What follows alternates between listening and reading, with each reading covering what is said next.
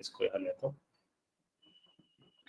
तो देखो सपोज मेरे पास मुझे कुछ ऐसा करना है 1 से लेकर n नंबर तक, ठीक है, n कुछ भी हो सकता है अपने पास, तो 1 से लेकर n यानी कि 10 हो या 100 हो या 1000 हो, व्हाटएवर, ठीक है। तो 1 से लेकर n नंबर तक मुझे कुछ लूपिंग करनी है, और उसके बीच में 1 से n के बीच में इवन या ऑड नंबर्स बताने हैं। बहुत सिंपल से कह रहा हूं, या फिर मुझे इसके बीच में प्राइम नंबर्स बताने हैं, या मुझे इन नंबर्स का क्यूब निकालना है, या मुझे इस नंबर का एक टेबल निकालना है। तो सपोज 1 से 10 है तो मैंने 5 लिखा, तो 5 का टेबल आ जाए, ठीक है। तो मैं कुछ ऐसा बोल रहा हूँ कि मेरे पास है ना 1 से लेकर जो n है नंबर्स, उस पे या तो इवन ऑड परफॉर्म करना है, या प्राइम नंबर परफॉर्म करना है, या क्यूब परफॉर्म करना है। इनमें से मेरे को कोई ऑपरेशन करना है, ठीक है। तो कुछ ऐसा करें हम कोड में कि हम रीयूजेबिलिटी कर दें, क्योंकि अगर आप ध्यान से देखो तो इवन ऑड 1 से n निकाल लें, प्राइम नंबर भी 1 से n निकाल लें, क्यूब भी 1 से n निकाल लें, टेबल भी 1 से n निकालना है। तो अगर हम ध्यान से देखें तो हमें समझ आना चाहिए चारों जो ऑपरेशन हैं ये सब के सब 1 to n जाने वाले हैं, ठीक है। तो एक थॉट प्रोसेस तो ये है कि अगर मेरे को 1 to n तक जाना है इन्हें लेकर, तो मैं एक थॉट प्रोसेस तो ये कर सकता हूं कि मैं एक फंक्शन बनाऊं इवन ऑड नाम से, और उसके इनसाइड जाकर 1 to n की एक लूप चला दूं, 1 to n की एक लूप चला दूं। जो मैं इसके अंदर 1 to n की लूप चलाऊंगा उसके अंदर इफ कंडीशन लगा के पता लगा लूं कि वो इवन है या ऑड है। अब इससे क्या होगा, ये जो फंक्शन है ये डेडिकेटेड हो गया इवन ऑड के लिए। अब यही सेम काम अगर मैं करना चाहता हूं लेट्स से प्राइम नंबर में भी, तो प्राइम नंबर में भी कुछ ऐसे ही करूंगा, 1 से n तक की लूप चला दूंगा। तो लूप चलाई और उसके अंदर इफ कंडीशन लगा के मैं पता लगा लूंगा कि प्राइम है या नहीं। ऐसे ही मैं क्यूब के लिए कर दूंगा कि 1 से लेकर n तक की लूप चला दूंगा और उसका क्यूब करता जाऊंगा। तो मतलब जो भी नंबर आ रहा है करंट मेरे पास, मान लो वो i में आ रहा है, तो i इंटू आई इंटू आई करता जाऊंगा। तो पॉइंटर ये है कि मेरे को 1 to n की जो लूप है वो इधर भी चलानी पड़ गई, इधर भी चलानी पड़ गई और इधर भी चलानी पड़ गई। तो मैं कुछ ऐसा बोल रहा हूँ कि इसकी वजह से मेरा जो कोड है उस कोड में डुप्लीकेसी बहुत हो गया, तो डुप्लीकेट कोड हो गया बहुत सारा, ठीक है। तो कुछ ऐसा कर सकते हैं हम कि 1 से n की जो लूप है इन तीनों फंक्शंस में कॉमन कर दें, कि तीनों फंक्शंस की जो लूप हो वो कॉमन हो। सोचो जरा कि मैं इवन ऑड में और प्राइम नंबर में और क्यूब में लूप चलाऊं ही नहीं, लेकिन वो लूप तीनों के बीच में क्या हो जाए, कॉमन हो जाए। तो मेरे हिसाब से आप सबके दिमाग में एक थॉट प्रोसेस तो ऐसा आना चाहिए कि हम एक फंक्शन बनाए थे, इसमें 1 to n की लूप चलाए थे। तो एक फंक्शन बना दिया हमने लूप नाम का ही, जिसके इनसाइड हम लोगों ने 1 से n तक की लूप चला दी।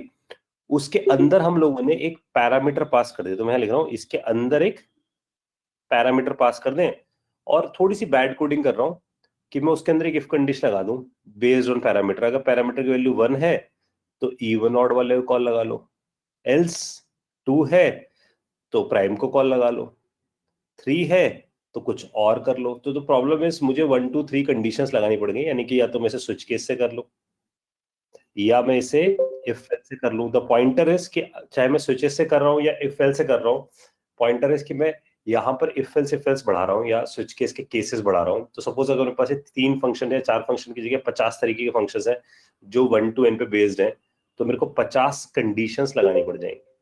अब सबको मेरी बात समझ आ रही है? तो ये ट्रेडिशनल स्टाइल है कोडिंग करने का। तो जो नया स्टाइल आज की डेट में कोडिंग करने का वो कुछ ऐसा है कि आप एक फंक्शन बनाओ लूप, लेकिन उसमें जो पैरामीटर पास करो ना, जो पैरामीटर आप पास करो वो 1 2 3 ना हो, वो अपने आप में ही एक फंक्शन हो। वो जो पैरामीटर है वो क्या हो, फंक्शन हो। इसका मतलब यहां जो मेरे पास लूप चल रही होगी 1 से लेकर n तक की जो लूप चल रही है, उसके अंदर मैं इसी पैरामीटर को ध्यान देना कॉल लगाना शुरू कर दूंगा। अब मैं बोल रहा हूं इस पैरामीटर को मैं कॉल लगाना शुरू कर दूंगा। क्यों लगा पा रहा हूं इसे कॉल, क्योंकि ये असल में एक फंक्शन है। ये जो पैरामीटर है अपने आप में क्या है, एक फंक्शन है, तो मैं इसे कॉल लगा सकता हूं। अब मैं अगर इसे कॉल लगाऊंगा तो ये जो पैरामीटर होगा या तो ये अपने आप में इवन ऑड नाम का फंक्शन होगा, ठीक है, या फिर अपने आप में प्राइम नंबर नाम का फंक्शन होगा, या फिर ये अपने आप में क्यूब का फंक्शन होगा, ठीक है, या ये अपने आप में टेबल का फंक्शन होगा। तो अगर तुम ध्यान से देखो तो इवन ऑड में तुम क्या लिखोगे, लूप नहीं लिखोगे, सिर्फ लॉजिक लिखोगे। प्राइम नंबर में लॉजिक लिखोगे, क्यूब में भी लॉजिक लिखोगे, टेबल में लॉजिक लिखोगे, तो यहाँ सिर्फ लॉजिक होगा। लेकिन जो कॉमन लॉजिक है, जो कॉमन लॉजिक है लूप का, वो तुमने यहां लिखकर छोड़ दिया। तो हमने इनडायरेक्टली देखा कि फंक्शन के अंदर फंक्शन पास कर सकते हैं। तो एक बार देखो, रीइटरेट करता हूं बात को, एक बार फटाफट ध्यान देना, तो तुम्हें समझ में आएगा कि हम इस अप्रोच तक कैसे पहुंचे हैं। तो शुरुआत हुई यहां से कि मेरे को even odd, prime number, cube और टेबल 4 फंक्शंस बनाने हैं। चारों में मुझे समझ में आया कि जब मैं इन 4 फंक्शंस को बनाने की बात करूं तो चारों में मुझे 1 से लेकर n तक की लूप चलानी है, जो कि कॉमन टास्क है। तो अगर मैं प्राइम नंबर का फंक्शन बनाऊं, इवन ऑड का फंक्शन बनाऊं, क्यूब का फंक्शन बनाऊं या टेबल का फंक्शन बनाऊं, सब में 1 to n की लूप लिखता हूं, तो मैं असल में क्या कर रहा हूं, मैं कोड को डुप्लीकेट कर रहा हूं, क्योंकि मैं सेम कोड बार बार लिख रहा हूं। तो फिर थॉट प्रोसेस दूसरी जो आती है वो ये आती है कि हम क्या करें, हम एक कॉमन फंक्शन बनाते हैं। हम एक फंक्शन बनाते हैं, उसमें एक पैरामीटर पास कर दें। जो पैरामीटर किसको रिप्रेजेंट कर रहा हो, वो पैरामीटर इंट को रिप्रेजेंट कर रहा हो। तो हम उसमें चॉइस ले लें कि अगर केस 1 है तो इवन ऑर्डर को कॉल लगा देना, 2 है तो प्राइम नंबर को कॉल लगा देना, अगर वो 3 है तो क्यूब को कॉल लगा देना, 4 है तो टेबल को कॉल लगा देना। तो पॉइंटर ये कि अगर मैं 1 2 3 4 लिख रहा हूं यहां पर, तो कल को अगर मैं 50 तरीके के फंक्शंस हो तो मैं 50 इफ एल्स या 50 केसेस लिखूंगा। तो इसलिए हम तीसरी अप्रोच पे आए। तीसरी अप्रोच ने बोला कि भाई अगर आप ऐसा कर रहे हो तो क्यों ना ऐसा करो कि जो पैरामीटर पास कर रहे थे इंट, वो बदले में ही क्या पास कर दो, फंक्शन ही पास कर दो। तो हमें ये बात समझ में आई कि फंक्शन के अंदर फंक्शन एज आर्गुमेंट पास कर सकते हैं। अब 1 to n की लूप जो चल रही है, अब हम उस पैरामीटर पास किया, वो पैरामीटर असल में क्या है, वो फंक्शन है। तो हम उस पैरामीटर को कॉल लगा रहे हैं, तो असल में वो पैरामीटर कॉल नहीं, वो ध्यान से देखा जाए तो वो एक फंक्शन कॉल है। समझ में आ रही है सबको बात? असल में वो क्या है, वो एक फंक्शन कॉल है। तो फंक्शन कॉल होना शुरू हो जाएगा। तो इसका मतलब जब फंक्शन कॉल होगा तो हो सकता है वो फंक्शन में इवन ऑड पास करो तो वो इवन ऑड को कॉल लगाना शुरू कर देगा। हो सकता है प्राइम पास कर दो तो प्राइम को कॉल लगाना शुरू कर देगा। हो सकता है मैं क्यूब पास करूं तो क्यूब को कॉल लगाना शुरू कर देगा। टेबल पास करूं तो टेबल को कॉल लगाना शुरू कर देगा। तो समझ में आ रही बात? तो इससे फायदा क्या हुआ, जीरो जीरो इफ एल्स लग गया मेरे पास, एक भी इफ एल्स नहीं लगाना पड़ा। तो इफ एल्स से कोड कॉम्प्लिकेटेड होता है, स्विच केस भी नहीं लगाना पड़ा एक भी, ठीक है। तो ये इस तरीके से क्वेश्चन पूछा सकता है कि अगर मैं कैलकुलेटर बना रहा हूँ एक, और उस कैलकुलेटर में बहुत सारी कंडीशंस है, ऐड की, सबट्रैक्ट की, मल्टीप्लाई की, डिवाइड की, तो इसका मतलब मैं इफ एल्स लगा के कॉल लगाऊंगा कि अगर ऐड है तो ऐड को कॉल लगाओ, सबट्रैक्ट हो सबट्रैक्ट को कॉल लगाओ, या मैं फंक्शन के अंदर फंक्शन पास करके भी कॉल लगा सकता हूँ। दिस इज कॉल्ड, इस वाले तरीके को हम बोल रहे हैं फंक्शन के अंदर function as a parameter pass करना, ठीक है। अगर कोई डाउट है तो पूछना है आप लोगों ने कि फंक्शन के अंदर हम function as a parameter pass कर रहे हैं। इसको हम एक टेक्निकल नाम भी देते हैं। इस जब हम ऐसा करते हैं फंक्शन के अंदर function as a parameter pass करते हैं, तो इसका एक टेक्निकल नाम देते हैं, that is called call back functions. तो हम इसे बोलना शुरू कर देते हैं कॉल बैक फंक्शंस। इसका मतलब हम जो तरीका पढ़ रहे हैं इस वक्त वो कैसा पढ़ रहे हैं, कॉल बैक फंक्शंस का पढ़ रहे हैं। कोई डाउट हो तो पूछ लेना, ठीक है। तो अब हम इसी बात को जो हम लोगों ने भी डिस्कस करी है, इसी बात को हम चेक करके देखते हैं कोड वाइज कि कैसे चलेगा। तो कॉल बैक फंक्शंस बहुत इंपॉर्टेंट है हम लोगों के लिए, स्पेशली डार्ट में, क्योंकि बहुत ज्यादा यूज होगा। फ्लटर की कोई भी बड़ी एप्लीकेशन नहीं बना पाओगे कॉल बैक के बिना, ठीक है। तो बहुत इंपॉर्टेंट प्रोस्पेक्ट है, ध्यान देते पहले। तो हम यहाँ पहुंचते हैं। यहाँ पहुंच के मैं सपोज, मैंने जैसे बोला कि मैं एक फंक्शन बनाना चाहता हूँ लूप नाम का, तो हमने एक फंक्शन डिसाइड किया लूप नाम का, जो कुछ नहीं रिटर्न करेगा, तो हमने उसके आगे लिख दिया void। तो वो void टाइप का फंक्शन हम लोगों ने बिल्ड कर दिया। अब हम चाहते हैं कि हमारे पास अलग अलग वेराइटी के फंक्शन है, जैसे कि सपोज मेरे पास एक फंक्शन है इवन ऑड नाम से, ठीक है। तो मैंने एक इवन ऑड नाम से फंक्शन बना दिया, जो एक्चुअली में जो इवन ऑड नाम का फंक्शन है वो क्या रिसीव करता हो, रिसीव करता हो एक नंबर। तो हमने उसके अंदर नंबर एज आर्गुमेंट पास कर दिया और बोला कि भाई रिटर्न कर दे नंबर मॉडुलस 2 इक्वल टू 0 है, तो बता दे कि ये नंबर इवन नंबर है, और इवन नंबर बताते वक्त उसके साथ उस नंबर को डाल दे।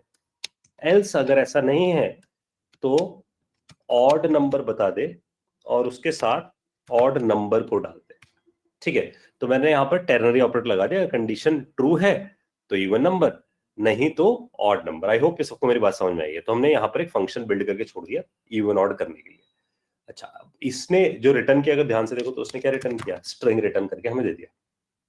अब इसी के जैसा मैंने एक और फंक्शन बना दिया, सपोज क्यूब करने का, तो ये हमें एक क्यूब वैल्यू रिटर्न करके दे रहा है। तो ये बताया कि भाई क्यूब का रिजल्ट क्या आ रहा है, तो इसमें भी हमने क्या पास कर दिया, एक नंबर पास कर दिया।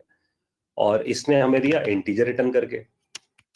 यहां मैंने ऐसा कर दिया, return number into number into number, तो ये हमारे पास क्या रिटर्न हो गया, क्यूब रिटर्न हो गया इसका। तो हमने क्यूब का ये फंक्शन बना दिया। तो सपोज मैंने इवन ऑड का फंक्शन बना दिया, क्यूब का फंक्शन बना दिया। अब मैं चाहता हूं कि ये भी 1 से n नंबर के लिए काम करे, दूसरा भी 1 से n नंबर के लिए काम करे। तो ये जो हमारा फंक्शन है, जो लूप है, वो कहता है कि मैं इंटरनली एक लूप चलाता हूं, इंटीजर i इक्वल्स टू 1 से कहां तक चलाता हूं, n तक। सपोज n हमें गिवन है, n गिवन है 10, तो इसका मतलब लूप कहां तक चला रहा है, 10 तक। तो i less than equal to n तक की एक लूप चला दी और i प्लस प्लस कर दिया। देखो मैंने यहाँ पर, तो लूप चल गई मेरे पास 1 से लेकर n तक की, n टाइम्स चलने वाली लूप चल गई अपने पास। अब प्रॉब्लम ये कि वो इवन ऑड को कॉल लगाएगा या क्यूब को कॉल लगाएगा। अगर तुम इवन ऑड यहाँ लिख देते हो हार्ड कोडेड, तो ये हमेशा इवन ऑड को कॉल लगाएगा। क्यूब लिख देते हो, क्यूब को कॉल लगाएगा। तो हमें तो कुछ ऐसा बनाना है जो फ्लेक्सिबल हो, चाहे वो इवन ऑड को कॉल लगा दे, चाहे वो क्यूब को कॉल लगा दे। तो अगर मुझे इसे फ्लेक्सिबल बनाना है तो समझना बात को, मुझे यहां पर as a function as a parameter pass करना पड़ेगा। तो मैं फंक्शन एज अ पैरामीटर यहां पर पास कर दूंगा। अब इससे क्या होगा, ये फंक्शन ऐसा बन जाएगा जो जनरलाइज्ड बन जाएगा, जो किसी भी लेवल पे काम कर सकता होगा। तो मैंने यहाँ पर लिख दिया फंक्शन और यहाँ पास कर दिया मैंने आई। ठीक है, तो फंक्शन में क्या पास कर दिया, आई। अब मुझे नहीं पता कि कौन सा फंक्शन पास होने वाला है। अगर तुम ध्यान से देखोगे तो ये बात बिल्कुल ऐसी है जैसे तुम फंक्शन की जगह यहां लिख देते थे कभी इंटीजर।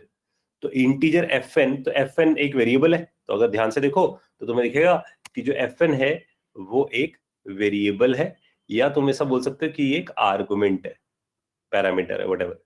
ठीक है, तो तुमने यहाँ पर एक नाम दे रखा है और उसके आगे जो फंक्शन लिखा है या इंट लिखते थे या कुछ भी लिखते थे, तो वो उसका क्या होता था, एक टाइप होता था। तो हमने उसका एक टाइप बता दिया। तो इस बार फंक्शन है वो एज अ टाइप। तो अब तुम क्या कर पाओगे, तुम पूरे के पूरे फंक्शन को यहाँ पास कर पाओगे। समझ लो, तो इसलिए हम बोल रहे हैं कि यहाँ पर हम फंक्शन को पास कर पा रहे हैं। अगर ध्यान से देखो तो फंक्शन पास करने का मतलब पूरा लॉजिक पास कर सकते हो। लेकिन जब तुम इंट पास करते थे तो इसका मतलब तुम डेटा पास करते थे। तो नई बात क्या है कि तुम पहले बाकी प्रोग्रामिंग्स में डेटा पास कर सकते थे, लेकिन अब नई प्रोग्रामिंग्स में तुम लॉजिक पास कर सकते हो। लॉजिक कहाँ बैठा है, पूरे फंक्शन में। और यहां से तुम उस फंक्शन को इन्वोक कर रहे हो, कॉल लगा रहे हो। ठीक है, कॉल लगाओगे तो फंक्शन चलेगा, कुछ रिटर्न भी करेगा। तो जो भी वो रिटर्न करेगा हम उसे प्रिंट करा देंगे उस वैल्यू को। तो हम यहां जाते हैं और यहां जाकर इसे प्रिंट कराया था। तो यहां जाकर मैं लिख देता हूं प्रिंट fn ऑफ i। ठीक है, यहां पर मैंने उसे प्रिंट करा दिया। आई होप सबको मेरी बात समझ में आ गई कि हुआ क्या है। अब क्या करते हैं, मैं इसे इन्वोक करने की बात करते हैं। देखो मैं लिखता हूं लूप, लूप में जाकर हम यहाँ स्पेसिफाई करते हैं फंक्शन। तो function as a parameter pass हो रहा है। तो मैं वैसा बोल रहा हूँ, देखो यहां जाकर मैंने उठाकर, बहुत ध्यान से देखना, मैंने इवन ऑड को पास कर दिया। तो जब मैं इवन ऑड को पास कर रहा हूँ ना, तो ये हमें ध्यान रखना है, जब भी हम ये बनाना ब्रैकेट लगाएंगे ना, तो फंक्शन इन्वोक होता है। ये हमेशा याद रखना है, सबने पढ़ा है कहीं ना कहीं कि जब भी किसी फंक्शन के आगे ये ब्रैकेट लगा जाते हैं, तो यहाँ पर जो भी फंक्शन का नाम है हम ऐसा रिलेट करते हैं fn। और ये जो बनाना ब्रैकेट है, ये असल में बता रहे हैं कि फंक्शन इन्वोक हो रहा है। हमें इन्वोक नहीं करना है भाई फंक्शन को, क्योंकि इन्वोक तुम यहां से कर रहे हैं। अगर ध्यान से देखो तो यहां पर फंक्शन इन्वोक हो रहा है। कौन सा फंक्शन, जो भी तुम पास करोगे। तो इसलिए हम क्या करेंगे, यहां से बनाना ब्रैकेट को रिमूव कर देंगे। रिमूव करने का मतलब फंक्शन को इन्वोक नहीं कर रहे हैं, हम फंक्शन को एज अ पैरामीटर पास कर रहे हैं। ये ध्यान रखना, हम उसको एज अ पैरामीटर पास कर रहे हैं, उसे इन्वोक नहीं कर रहे हैं। This is the important thing. तो अब अगर हम देखें तो यहां जाकर, इधर जाकर हमें समझ में आता है कि even odd and no bracket at all. If no bracket at all, it means we are not invoking, हम इन्वोक नहीं कर रहे उस फंक्शन को, उस फंक्शन को पास कर रहे हैं। तो अगर थोड़ा सोचा जाए इस बारे में, तो बिल्कुल ऐसा है कि फंक्शन किसी एक मेमोरी एरिया में बना होगा। ठीक है, तो जहां पर पूरे फंक्शन की डेफिनेशन पड़ी होगी। ठीक है, उस मेमोरी एरिया का कोई एड्रेस पड़ा होगा, वो एड्रेस हमारे पास यहाँ पड़ा है इवन ऑड पे। तो हमने उसे पास कर दिया, तो वो यहां चला गया उसका रेफरेंस। तो हम बोल रहे हैं उस फंक्शन का रेफरेंस यहां से उठ के यहां पहुंच गया। अब उस रेफरेंस पे जब हम ये बनाना ब्रैकेट लगाते हैं, तो उस रेफरेंस पे हम कॉल लगाते हैं कि यहां जाओ और इसको इन्वोक कर दो। ठीक है, तो क्या हम ऐसा बोल सकते हैं, फंक्शन को पास तो अर्ली कर रहे हैं, हमने पास तो बहुत पहले कर दिया फंक्शन को, पास अर्ली। लेकिन अगर ध्यान से देखो तो कॉल यहां जाके हुआ है, तो मैं यहां बोल रहा हूं कॉल लेटर। आई होप सबको मेरी बात समझ में आएगी। पास अर्ली, कॉल लेटर हो रहा है। इस टेक्निक को हम बोलते हैं कॉल बैक। क्यों बोल रहे हैं इसे कॉल बैक, क्योंकि हमने उसे पास करके छोड़ दिया, कॉल उसने बहुत बाद में किया। That's why the word is called call back, ठीक है। तो हमने कॉल बैक का फंडा देख लिया यहाँ पर। तो अब कौन सा फंक्शन कॉल होने वाला है बेस्ड ऑन कि आपने उसके अंदर आर्गुमेंट कौन सा पास किया। तो ये ध्यान रखना भाई आप लोगों ने कि जब भी कॉल बैक यूज करोगे बनाना ब्रैकेट के साथ नहीं यूज करोगे, क्योंकि तुम उस फंक्शन का सिर्फ रेफरेंस पास कर रहे हो, फंक्शन को इन्वोक नहीं कर रहे हो। इन्वोक सिर्फ तभी होगा जब तुम ब्रैकेट लगाओगे उसके आगे, ठीक है।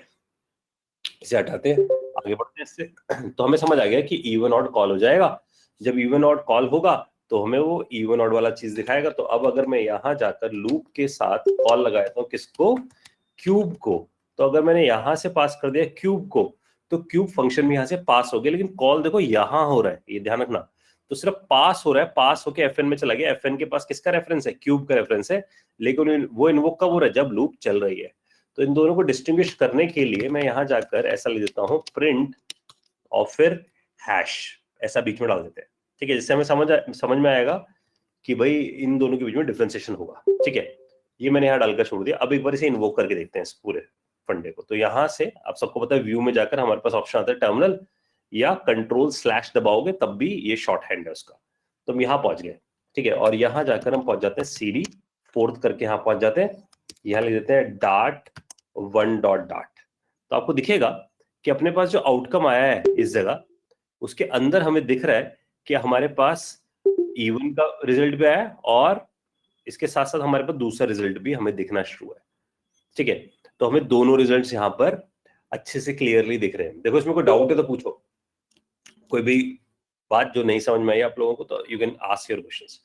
सो द पॉइंट इज कि हम लोगों ने सीख लिया कि फंक्शन के अंदर फंक्शन एज अ आर्गुमेंट पास कैसे किया जाता है, और हमने सीख लिया इस फंड को हमने बोलना शुरू कर दिया कॉल बैक फंक्शन का फीचर, ठीक है। तो मैं यहाँ पर लिख रहा हूँ function pass as an argument that is called call back, ठीक है।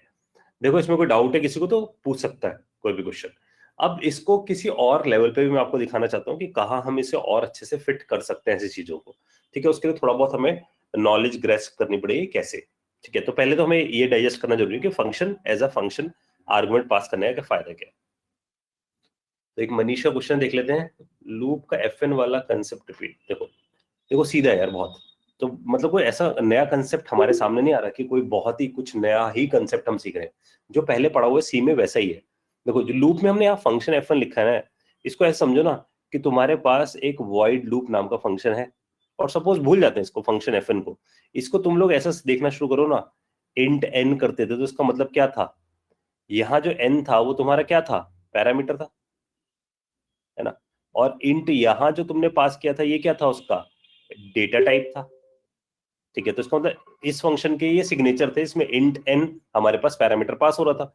इंट एन यानी कि अगर तुमसे कोई पूछे कि एन में क्या आएगा, तो एन में तो सिर्फ वैल्यू आ सकती है ना, 10 आ सकता है, 20 आ सकता है, 30 आ सकता है। इसका मतलब एन में क्या स्टोर हो सकता है, वैल्यू स्टोर हो सकती है। तो इसका मतलब हम इंट लिख रहे हैं तो आवर इंटेंशन इज कि हम उसमें वैल्यू पास करना चाहते हैं। लेकिन जब हम फंक्शन पास कर रहे हैं तो फंक्शन पास करने मतलब कि हम पूरा पूरा ये फंक्शन उठाकर यहाँ पास करना चाहते हैं। फंक्शन पास करने का मतलब जब भी यहाँ वर्ड हो फंक्शन, तो समझ जाओ कि फंक्शन जैसे डेटा टाइप फंक्शन था, ऐसे ही फंक्शन भी क्या है, एक टाइप है। तो एफएन क्या है, एफएन उसका पैरामीटर है जो हमने पास किया। अब इसका मतलब ये हो गया फंक्शन ऐसा बन गया जो function as a argument receive कर सकता है, ठीक है। ये बात समझ में आई मनीष की एफएन जो है वो असल में क्या है, वो एक पैरामीटर है और उस पैरामीटर का टाइप फंक्शन है। तो जब मैंने यहाँ पर इवन ऑड पास किया तो मैंने बताया था ना कि इवन ऑड जब हम पास कर रहे हैं तो हम उसे कॉल नहीं लगा रहे, जब हम उसके आगे ब्रैकेट लगाते हैं तब वो जाकर कॉल होता है। तो हम उसे कॉल नहीं लगा रहे भाई, हम उसे सिर्फ पास करके छोड़ रहे हैं। तो हमने उसे पास करके यहाँ छोड़ दिया। अब जब लूप चली तो यहां अगर हम ध्यान से देखें तो एफएन के पास क्या चीज है, अगर हम पूछें कि एफएन के पास क्या है, तो एफएन के पास इवन ऑड है। तो इसका मतलब यहाँ ये जो लाइन है अगर बहुत ध्यान से देखा जाए तो ये लाइन इंटरनल जाकर ये बन जाएगी इवन ऑड, और आई का मतलब 1 2 3 4 5 6 7 8 ऐसे करके कॉल होना शुरू हो जाएगा। तो अगली बार जब हम क्यूब पास करेंगे तो एफएन किससे रिप्लेस हो जाएगा, रन टाइम पे क्यूब से रिप्लेस हो जाएगा। तो अगर ध्यान से देखो तो इवन ऑड और क्यूब वैल्यू है, जैसे 10 20 30 की वैल्यू थी, तो हमने 10 पास किया तो 10 स्टोर हो गया इसके अंदर, ऐसी इवन ऑड पास किया तो इवन ऑड स्टोर हो गया, क्यूब स्टोर किया तो क्यूब स्टोर हो गया इसके अंदर। आई होप ये मनीष बात समझ में आ गई ये हुआ क्या है इसके अंदर। तो इंपॉर्टेंट बात है कि जब हम फंक्शन पास कर रहे हैं तो हमारा इंटेंशन है कि हम पूरा लॉजिक पास कर देंगे रेदर देन डेटा पास करने के बजाय। और फंक्शन को पास करते हुए ध्यान देना कि हमें उसे कॉल नहीं लगाना है, उसके आगे ब्रैकेट नहीं लगाने हैं। तो फंक्शन यहाँ से पास हुआ, फंक्शन यहाँ से पास हुआ, यहाँ पहुंचा और लेटर ऑन हमने उसे कॉल लगा दिया। दैट्स वाई इस कंसेप्ट को हमने बोलना शुरू किया कि ये जो कंसेप्ट हम पढ़ रहे हैं ये कंसेप्ट है फॉल बैक का। ठीक हो, तो देखो और कोई डाउट किसी का भी? मनीषा आई होप ये क्लियर है अब,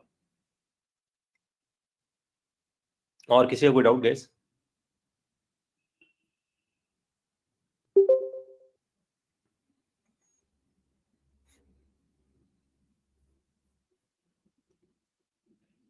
ठीक है जी, तो मैं आगे बढ़ रहा हूँ। अगर ये क्लियर हो गया सबको, अब मैं इसकी बात कर रहा हूँ, इसका है ना प्रैक्टिकल फिटमेंट का।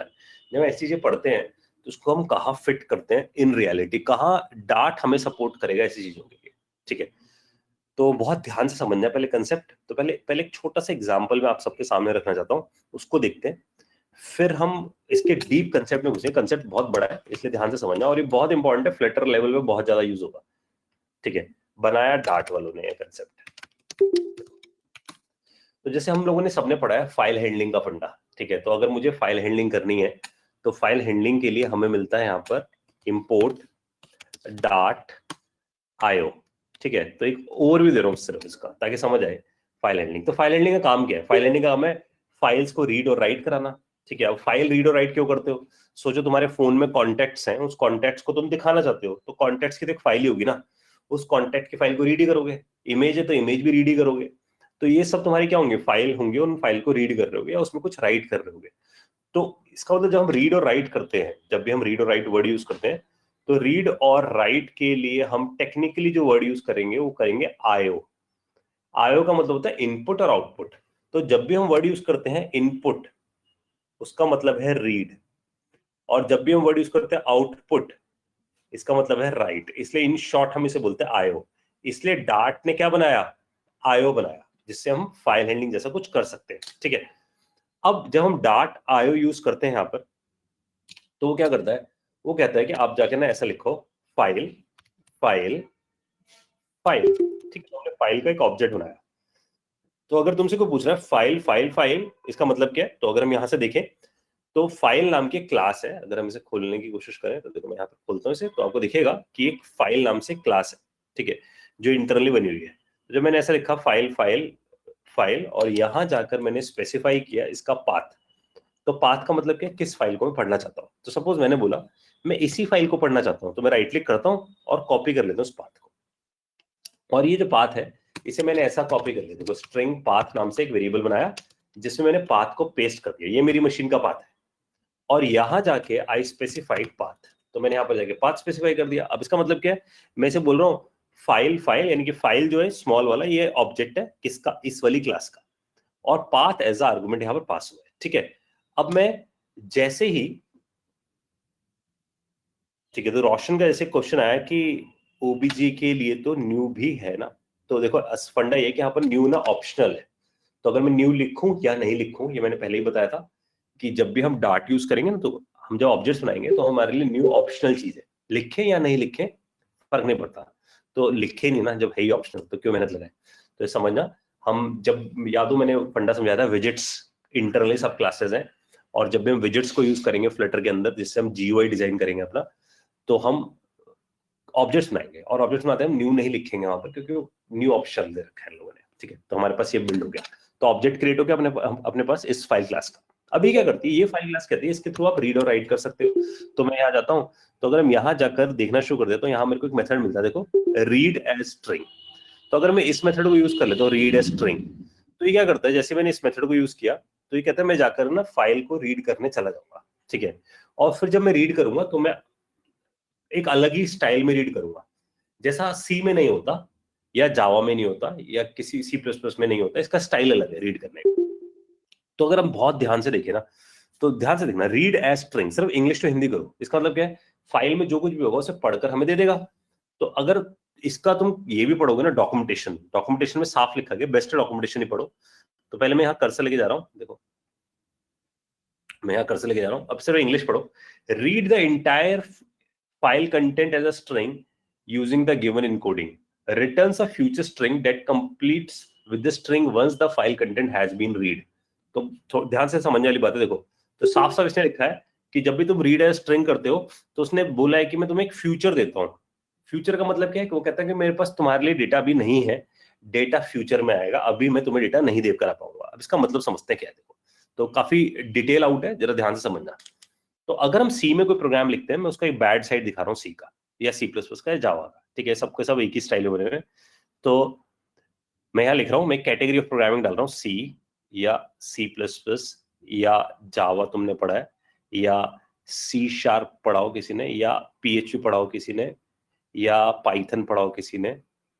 इन सब के साथ एक प्रॉब्लम है, वो प्रॉब्लम मैं हाईलाइट करना चाहता हूँ। प्रॉब्लम क्या है, देखो जब तुम मान लो तुम एक एंड यूजर हो, तुम्हें फाइल पढ़नी है। फाइल क्यों पढ़नी है भाई तुम्हें? जैसे मान लो तुम गिटहब यूज कर रहे हो, तो गिटहब पे फाइलें तो पढ़ी हैं, तो फाइलें पढ़ रहे हो। यूट्यूब पे भी तो फाइलें पढ़ी हैं, वो वीडियोस है। मूवीज देख रहे हो कहीं पर, तो वो भी फाइल्स हैं। तो जब तुम उसे रीड कर रहे हो, तो तुमने रिक्वेस्ट करी एप्लीकेशन को, तो हम मान लेते हैं रिक्वेस्ट गई एक यूजर की, ठीक है। तो वो रिक्वेस्ट किस सर्वर के पास गई? सर्वर ने उस रिक्वेस्ट को, तो हमने बोला यहां से सर्वर ने उस रिक्वेस्ट को रिसीव किया। रिक्वेस्ट को रिसीव करने के बाद सर्वर क्या करेगा? सर्वर ने रिक्वेस्ट रिसीव करी कि भाई इस बंदे को एक फाइल एक्सेस करनी है, मान लो मूवी है तो उसे एक्सेस करनी है। तो वो जो फाइल होगी वो कहाँ पड़ी होगी? अगर मूवीज की बात करें, जैसे हम सोचते हैं कि नेटफ्लिक्स होगा भाई, तो नेटफ्लिक्स में या अमेजॉन प्राइम में, ठीक है, या यूट्यूब में, ठीक है, ये सारी फाइल्स कहाँ पड़ी हैं? अगर सोचा जाए तो कहाँ पड़ी होंगी? ये फाइल पड़ी होंगी प्रैक्टिकली डिस्क के अंदर। तो ये सारी फाइल कहाँ पड़ी हैं? डिस्क में, ठीक है। चाहे वो हार्ड डिस्क हो या SSD हो, वटेवर, तो डिस्क में पड़ी है। तुम सबको कहीं ना कहीं कभी ना कभी बात पड़ी होगी तुम सब लोगों ने कि डिस्क का आयो, आयो का मतलब होता है रीड राइट, अभी बताया था। डिस्क का जो आयो है वो बहुत स्लो होता है, ठीक है। उससे जो फास्ट आयो होता है वो किस पे होता है? रैम पे होता है। तो रैम पे जो रीड राइट होता है वो ज्यादा होता है, लेकिन रैम की मेमोरी लिमिटेड होती है। तो तुम्हारी वीडियोस, मान लो तुम्हारे पास 5 लाख वीडियोस है, तो सोचो जरा, अगर तुम्हें 5 लाख वीडियोस होंगी तो तुम्हें बहुत बड़ा एक डिस्क स्टोरेज चाहिए जहां पर तुम उसे स्टोर करके बैठे होगे। अब सर्वर के बाद जब रिक्वेस्ट आएगी तो सर्वर क्या करेगा? सर्वर जाएगा और जो उसके बाद डिस्क पड़ी है वहां पर से क्या करना शुरू करेगा? रीड करना शुरू करेगा। तो समझ लेना सिंपल भाषा में आयो ही करना शुरू करेगा। अब जब आयो करना शुरू करेगा तो जब पहली रिक्वेस्ट आई तो ये मेरी मशीन का, क्योंकि रिक्वेस्ट रिसीव करेगा तो रिसीव करने के लिए कौन होगा? सोचो जरा, रिक्वेस्ट रिसीव करने के लिए कौन यूज होगा? रिक्वेस्ट रिसीव करने के लिए कोई प्रोग्राम यूज होगा, ठीक है, कोई प्रोग्राम यूज होगा। उस प्रोग्राम को हम टेक्निकली बोल देंगे कि वो एक थ्रेड है। वो क्या? एक थ्रेड है। तो अगर तुमसे कोई पूछ लेता है कि थ्रेड क्या है, तो थ्रेड का मतलब है कोड इन एग्जीक्यूशन। जो भी कोड चल रहा है तुम्हारा वही थ्रेड है, ठीक है। तो एक एक बात को कनेक्ट करना, मेरी बहुत इंपॉर्टेंट बात बोल रहा हूँ इस वक्त में। तो थ्रेड असल में क्या है? कोड इन एग्जीक्यूशन है। जो भी तुम्हारा कोड चल रहा होता है, जैसे मेन चल रहा है तो मेन ही थ्रेड है। तो अगर तुम्हारा मेन चल रहा है तो मेन क्या है? एक एक थ्रेड है, ठीक है। तो क्या होता था जब रिक्वेस्ट आती है सर्वर के पास, तो सर्वर क्या करता है? सर्वर कहता है मैं एक प्रोग्राम चला देता हूँ उठाकर, या मैं बोल देता हूँ थ्रेड चला देता हूँ, सिंपल भाषा में बोलूँ तो थ्रेड चला देता हूँ। जो थ्रेड चलेगी तो उस थ्रेड का काम क्या होगा? जाकर जाओ भी डिस्क में से पढ़ कर आओ। तो जो थ्रेड है असल में, क्योंकि वो तो एक रनिंग प्रोग्राम है, तो वो रनिंग प्रोग्राम है, तो मेरी मशीन का वो एक कोर यूज कर रहा है। समझते हो ना बातें? जैसे 4 कोर की मशीन खरीदते हो, 8 कोर की मशीन यूज करते हो, तो वो एक मेरी मशीन का कोर यूटिलाइजेशन करने में बिजी हो जाएगा। तो सोचो, एक रिक्वेस्ट तुम्हारे पास आई और उसने जाकर तुम्हारी मशीन का एक कोर, हम एजम्पशन कर रहे हैं, एक कोर कंज्यूम कर लिया। अब जब उसने एक कोर कंज्यूम किया तो रिक्वेस्ट उसने किसको दे दी? डिस्क को दे दी। डिस्क पढ़ना शुरू कर दिया। तो डिस्क में से जब पढ़ा जा रहा है चीजें, तो ये डिस्क में से पढ़ने के लिए हमारे पास होती हैं लो लेवल थ्रेड्स जो ऐसा काम करती हैं। तो इसका मतलब एक हाई लेवल थ्रेड्स हैं जो रिक्वेस्ट रिसीव करती हैं, और कुछ लो लेवल थ्रेड्स हैं जो ऐसा काम कर रही है, ठीक है, डिस्क में से रीड राइट जैसे कुछ ऑपरेशन कर रही है। अब अगर ध्यान से देखा जाए तो इस वाली थ्रेड ने डेलीगेट कर दिया किसको? लो लेवल थ्रेड को, कि जाओ भाई लो लेवल थ्रेड तुम जाकर पढ़कर आओ। तो ये वाली थ्रेड क्या कर रही है? सवाल ये उठता है कि ये वाली थ्रेड इस वक्त क्या कर रही है? तो ये वाली थ्रेड किस स्टेट में बैठी हुई है इस वक्त? ये वाली थ्रेड वेटिंग स्टेट में बैठी हुई है, वेट कर रही है कि भाई जब तक कि रिक्वेस्ट का रिजल्ट आ नहीं जाता क्या करूं। अब सोचो, उसी मूवमेंट पे तुम्हारे पास एक और रिक्वेस्ट आ जाती है, दूसरी रिक्वेस्ट आ जाती है, तो एक और रिक्वेस्ट तुम लोगों ने रिसीव कर ली। अब जब तुमने रिक्वेस्ट रिसीव करी, जो पहली वाली थ्रेड है ये वाली, ये तो वेट कर रही है अभी, तो ये बिजी है। तो हम सिंपल भाषा में बोले तो ये बिजी है। तो क्या होगा? हमें जाकर एक और थ्रेड बनानी पड़ेगी। तो हम एक और थ्रेड बनाएंगे। एक और थ्रेड बनाने का मतलब क्या होगा? एक और कोर तुम्हारी मशीन का गया, ठीक है, वो बिजी हो गया। अब उसने भी क्या किया? उसने भी किसको डेलीगेट कर दिया? ऐसे वर्ड यूज कर रहा हूं, उसने भी किसको डेलीगेट कर दिया? लो लेवल थ्रेड को लो लेवल थ्रेड ने जाके डेस्क में से पढ़ना शुरू कर दिया, अभी वो पढ़ रहा है, और ये वाली थ्रेड अगेन क्या कर रही है, अगर हमसे पूछा जाए तो ये भी किस स्टेट में बैठी है, वेटिंग स्टेट में बैठी है। समझ में आ रही है सबको मेरी बात? तो इसका मतलब अगर इसी मूवमेंट पे मेरे पास एक और रिक्वेस्ट आ जाती है, तीसरी रिक्वेस्ट मेरे पास आ गई, तो क्या होगा, तो पहली थ्रेड भी बिजी है, दूसरी थ्रेड भी बिजी है, उसी मूवमेंट पे तीसरी रिक्वेस्ट आती है, तो मेरे को एक और कोर एलोकेट करना पड़ेगा। तो सोचो जरा, इस मूवमेंट पे अगर मेरे पास 1,00,000 रिक्वेस्ट आती है तो क्या होगा, सोचो जरा क्या होना चाहिए अगर 1,00,000 रिक्वेस्ट आती है। समझ में आ रहा है सबको मेरी बात इस मूवमेंट पे? तो इसका मतलब अगर हम कोई ऐसा सिस्टम डिजाइन करने की कोशिश करें तो कॉस्ट ऑफ द सिस्टम क्या होगी? सबको ये दिख रहा है कि हार्डवेयर कॉस्ट ड्रास्टिकली बहुत ज्यादा इंक्रीज हो जाएगी मेरे पास, क्योंकि मेरे पास कुछ ऐसी थ्रेड्स बैठी हैं जो वेट कर रही हैं, और जितनी भी थ्रेड्स वेट कर रही हैं जो कुछ और काम नहीं कर रही हैं, इसका मतलब क्या है, वो सारी की सारी थ्रेड्स मेरे पास ब्लॉक्ड है। जितनी भी वेट कर रही हैं वो क्या है, ब्लॉक्ड है। इसका मतलब हम ऐसा बोल रहे हैं कि C++ हो, चाहे जावा हो, चाहे C# हो, चाहे पाइथन हो, चाहे PHP हो, ये सबके सब किस मॉडल पे बनाए गए हैं, ब्लॉक्ड मॉडल पे। ठीक है, इसीलिए एक नई तरीके की प्रोग्रामिंग पैदा होती है, that is called non blocking model. Non blocking model का मतलब है कि ये ब्लॉक नहीं होगा। तो अगर हम पीछे वाले डायग्राम पे फिर से जाकर देखें तो हमें सिर्फ दिखना चाहिए पीछे वाले डायग्राम पे जाकर कि हर रिक्वेस्ट के आने पे जब बिजी होता है, तो देखो यहां बिजी हुआ, फिर यहां बिजी हुआ, फिर यहां पर जाकर बिजी होगा। तो इसका मतलब हर बार क्या होता जा रहा है, ये ब्लॉक्ड होता जा रहा है हर रिक्वेस्ट पे। तो इसका मतलब रिक्वेस्ट पे ब्लॉक्ड होने की वजह से हमें क्या करना पड़ रहा है, नई नई थ्रेड्स बनानी पड़ रही है। तो अगर तुमसे कोई पूछ रहा है कि मल्टी थ्रेडिंग, क्योंकि एक से ज्यादा थ्रेड बना रहे हो, तो मल्टी थ्रेडिंग का डिसएडवांटेज कहां शुरू होता है, जब वो ब्लॉक्ड होनी शुरू होती है, वो सारी थ्रेड्स ब्लॉक्ड पे बैठी हुई है। ठीक है जी, हाँ जी, क्लियर है सबको बात? माइक ऑन है महमूद आपका, आप माइक ऑफ कर लो। Sorry sir. Any question guys? देखो कोई डाउट है किसी को? सबको मेरी बात समझ में आ रही है कि क्या हो रहा है आइडियली इसके अंदर? मुझे कंफर्मेशन दे दो अगर ये क्लियर है बात, तो कि ब्लॉक्ड मॉडल आप सबको समझ में आया हो, कि बाकी सारे मॉडल क्यों करते हैं, और शायद आप सबको ये पता चला हो कि लोग मल्टी थ्रेडिंग क्यों करते थे, कि जब जब नई नई रिक्वेस्ट आती थी वो हर बार एक नई थ्रेड बनाते थे। तो शायद आपको ये सबको ये भी समझ में आया हो कि इसकी वजह से ऐसा भी तो हो रहा होगा ना कि हर रिक्वेस्ट के आने पे नई थ्रेड एलोकेट हो रही है। ठीक है, और इसकी वजह से मेरे को हाई कॉन्फ़िगरेशन मशीन नहीं चाहिए, बहुत महंगे सर्वर चाहिए मुझे ऐसी चीजों को चलाने के लिए। तो अगर मैं नेटफ्लिक्स या अमेजॉन प्राइम या यूट्यूब जैसे कुछ बनाने की सोचूं तो मेरे को बहुत हाई एंड सर्वर्स की जरूरत पड़ेगी। ठीक है, अच्छा मैं इसे ना इसी कि कोई अगर बच्चा नहीं समझ पाए उस बात को, तो मैं क्या करता हूँ, मैं इस बात को ना दूसरे तरीके से, एक और तरीके से आप सबके दिमाग में डालने की कोशिश करता हूँ। तो देखो, जैसे किसी ने पूछा था कि उसे नहीं समझ में आई ये बात, तो मैं एक बार क्लियर करता हूँ। तो जैसे सार्थक का क्वेश्चन था, तो ध्यान देना सार्थक, मैं इसे दूसरे तरीके से बात समझाता हूँ। एक और एग्जाम्पल है मेरे पास इस बात को समझने के लिए। तो देखो, जैसे सपोज सोचो कि सार्थक जो है वो कस्टमर है, और वो सपोज पिज्जा हट पे जाता है पिज्जा लेने के लिए। ठीक है, अब पिज्जा हट का एग्जांपल इसलिए ले रहा हूं क्योंकि जैसे हम किसी वीडियो को पढ़ते हैं तो वीडियो को पढ़ने में टाइम लगता है, ऐसे पिज्जा बनने में भी टाइम लगता है। तो जहां जहां ये पिज्जा हट पे जाता है सार्थक, वहां एक पिज्जा हट पे एक ऑर्डर बॉय बैठा है जो ऑर्डर रिसीव करता है। तो ये ऑर्डर बॉय को समझना सर्वर की तरह है बिल्कुल। तो जो रिक्वेस्ट रिसीव करता है, तो सार्थक ने रिक्वेस्ट बोली पिज्जा, इसने रिक्वेस्ट रिसीव कर ली। तो देखो ये गई रिक्वेस्ट, ठीक है, पिज्जा हट को समझ लो उस सर्वर की लोकेशन है जहां पर उसे जाना पड़ता है। अब जब ये ऑर्डर आता है तो ये ऑर्डर क्या करता है, ऑर्डर बॉय कहता है भाई मैं तो नहीं बना सकता क्योंकि मैं तो ऑर्डर बॉय हूँ, मेरा तो काम है सिर्फ रिक्वेस्ट रिसीव करना है, सर्वर का काम है रिक्वेस्ट रिसीव करना। कहता है अब अगर पिज्जा बनाना है यानी कि फाइल पढ़नी है, तो फाइल पढ़ने के लिए यानी कि पिज्जा बनाने के लिए मेरे पास एक कुक है। तो मेरे पास कौन बैठा है पीछे, एक कुक बैठा है। तो कुक का काम है भाई क्या करना, उस पिज्जा को बिल्ड करना। सेम समझना, ये थ्रेड, ये एक और थ्रेड है जिसे हम बोल रहे थे लो लेवल थ्रेड, क्योंकि हमें दिखती नहीं है। क्योंकि सार्थक अगर ऑर्डर लेने आया तो सार्थक को ऑर्डर बॉय दिखता है, कुक नहीं दिखता है कभी भी। तो that's why I am using a word called low level thread है। ये लो लेवल थ्रेड क्या करते हैं, पिज्जा बनाती है यानी कि फाइल पढ़ती है। फाइल पढ़ रही है, तो ये ऑर्डर बॉय अगर इसके साथ किचन में जाके बैठ जाता है तो नुकसान क्या होगा, ये ब्लॉक्ड हो जाएगा। ये कहेगा जब तक पिज्जा मिलेगा नहीं मैं कस्टमर उससे कुछ बात नहीं कर सकता, तो ये क्या हो गया, ब्लॉक्ड हो गया।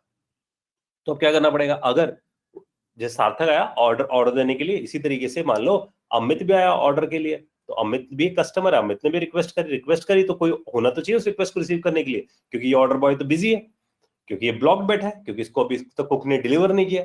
तो क्या होगा, यहां पर एक दूसरा ऑर्डर बॉय मेरे को अपॉइंट करना पड़ेगा। वो ऑर्डर बॉय अपॉइंट करने का मतलब cost of the system increase नहीं हो जाएगी, समझो जरा। एक और बंदा लेकर आऊंगा तो cost of the system increase होगी। तो यहाँ पर ये जो ऑर्डर बॉय है ये एक थ्रेड है, ये भी एक थ्रेड है, और जब जब थ्रेड आएगी तो वो थ्रेड क्या करेगी, एक एक मशीन के कोर को यूज करना शुरू करेगी। तो इसने भी यूज करना शुरू कर दिया। अब जब मेरे पास दो रिक्वेस्ट आती हैं तो दो थ्रेड्स बन जाती हैं, 200 रिक्वेस्ट आती हैं तो 200 थ्रेड्स बनने के चांसेस बढ़ जाते हैं। और पीछे तो बढ़ ही रहे हैं, क्योंकि पीछे रिक्वेस्ट किसके पास जा रही है, कुक्स के पास जा रही है। कुक्स प्रिपेयर कर रहे हैं, जो कि मुझे चाहिए था, लेकिन ये जो बन रहे हैं यहाँ पर, ये सब के सब असल में हर रिक्वेस्ट पे क्या होते जा रहे हैं, ब्लॉक्ड होते जा रहे हैं। कौन ब्लॉक्ड होते जा रहे हैं, ये सब ऑर्डर बॉयज, क्योंकि ये बढ़ते जा रहे हैं। तो इसलिए हमें किसकी जरूरत पड़ रही है यहाँ पर, मल्टीपल ऑर्डर बॉयज की, यानी कि मल्टीपल थ्रेड्स की। आई होप ये समझ में आया हो सार्थक को कि इस सिस्टम में लूप होल क्या है। तो जब जब कस्टमर आता है पर रिक्वेस्ट, तो समझना हम ऐसा यूज कर सकते हैं, पर रिक्वेस्ट पर थ्रेड बना रहे हैं हम लोग, ठीक है। तो अगर पर रिक्वेस्ट पर थ्रेड बन रही है तो इसका मतलब क्या हो रहा है, हर थ्रेड, अगर हम एज्यूम कर रहे हैं कि हर थ्रेड एक कोर यूज कर रही है, तो हार्डवेयर कॉस्ट ड्रास्टिकली बढ़ती जा रही है, ठीक है। जबकि असल में देखा जाए तो ये कुछ भी नहीं कर रही है वाली थ्रेड्स, क्योंकि ये तो सिर्फ क्या कर रही हैं, वेट कर रही हैं। वेट किसका कर रही हैं, कुक का पिज्जा बनाने का, ठीक है। कोई डाउट है सार्थक तो पूछ लेना। तो इसी स्टोरी को अगर आप इंटरलिंक करते हो पीछे वाले एग्जांपल से, तो यही मैं कर रहा था, पर रिक्वेस्ट आने पे पर थ्रेड्स यहां बना रहा था, यहाँ पर ऑर्डर बॉय बना रहा हूँ, पीछे कुक्स बैठे हैं जो असल में फाइल पढ़ने का काम कर रहे हैं, यानी कि पिज्जा बनाने का काम कर रहे हैं। जब वो बना लेते हैं देन वो डिलीवर करते हैं किसको, इन थ्रेड्स को, देन ये थ्रेड्स इन्हें डिलीवर करती है, तो ये थ्रेड्स अनब्लॉक होती है, समझ पा रहे हो। तो ये थ्रेड्स अनब्लॉक हो पाती है, यानी कि रिलीज हो पाती है, ठीक है। तो that is a point guys, जैसा वो काम कर रहा है। तो इससे नुकसान हमें समझ आ गया, सिस्टम में नुकसान क्या, तो ब्लॉकिंग मॉडल का नुकसान हमें समझ में आ गया। इसी वजह से ब्लॉकिंग मॉडल की वजह से हमें जाना पड़ रहा है किस पे, हमें जाना पड़ रहा है नॉन ब्लॉकिंग मॉडल की तरफ। तो नॉन ब्लॉकिंग मॉडल का मतलब कैसा होगा, सोचो जरा। अब पिज्जा हट पे ऐसा तो नहीं होता ना। पिज्जा हट क्या करता है, आप रिक्वेस्ट किया आपने तो यहाँ एक ऑर्डर बॉय बैठा होता है, जो ऑर्डर बॉय है वो एक थ्रेड है, ठीक है।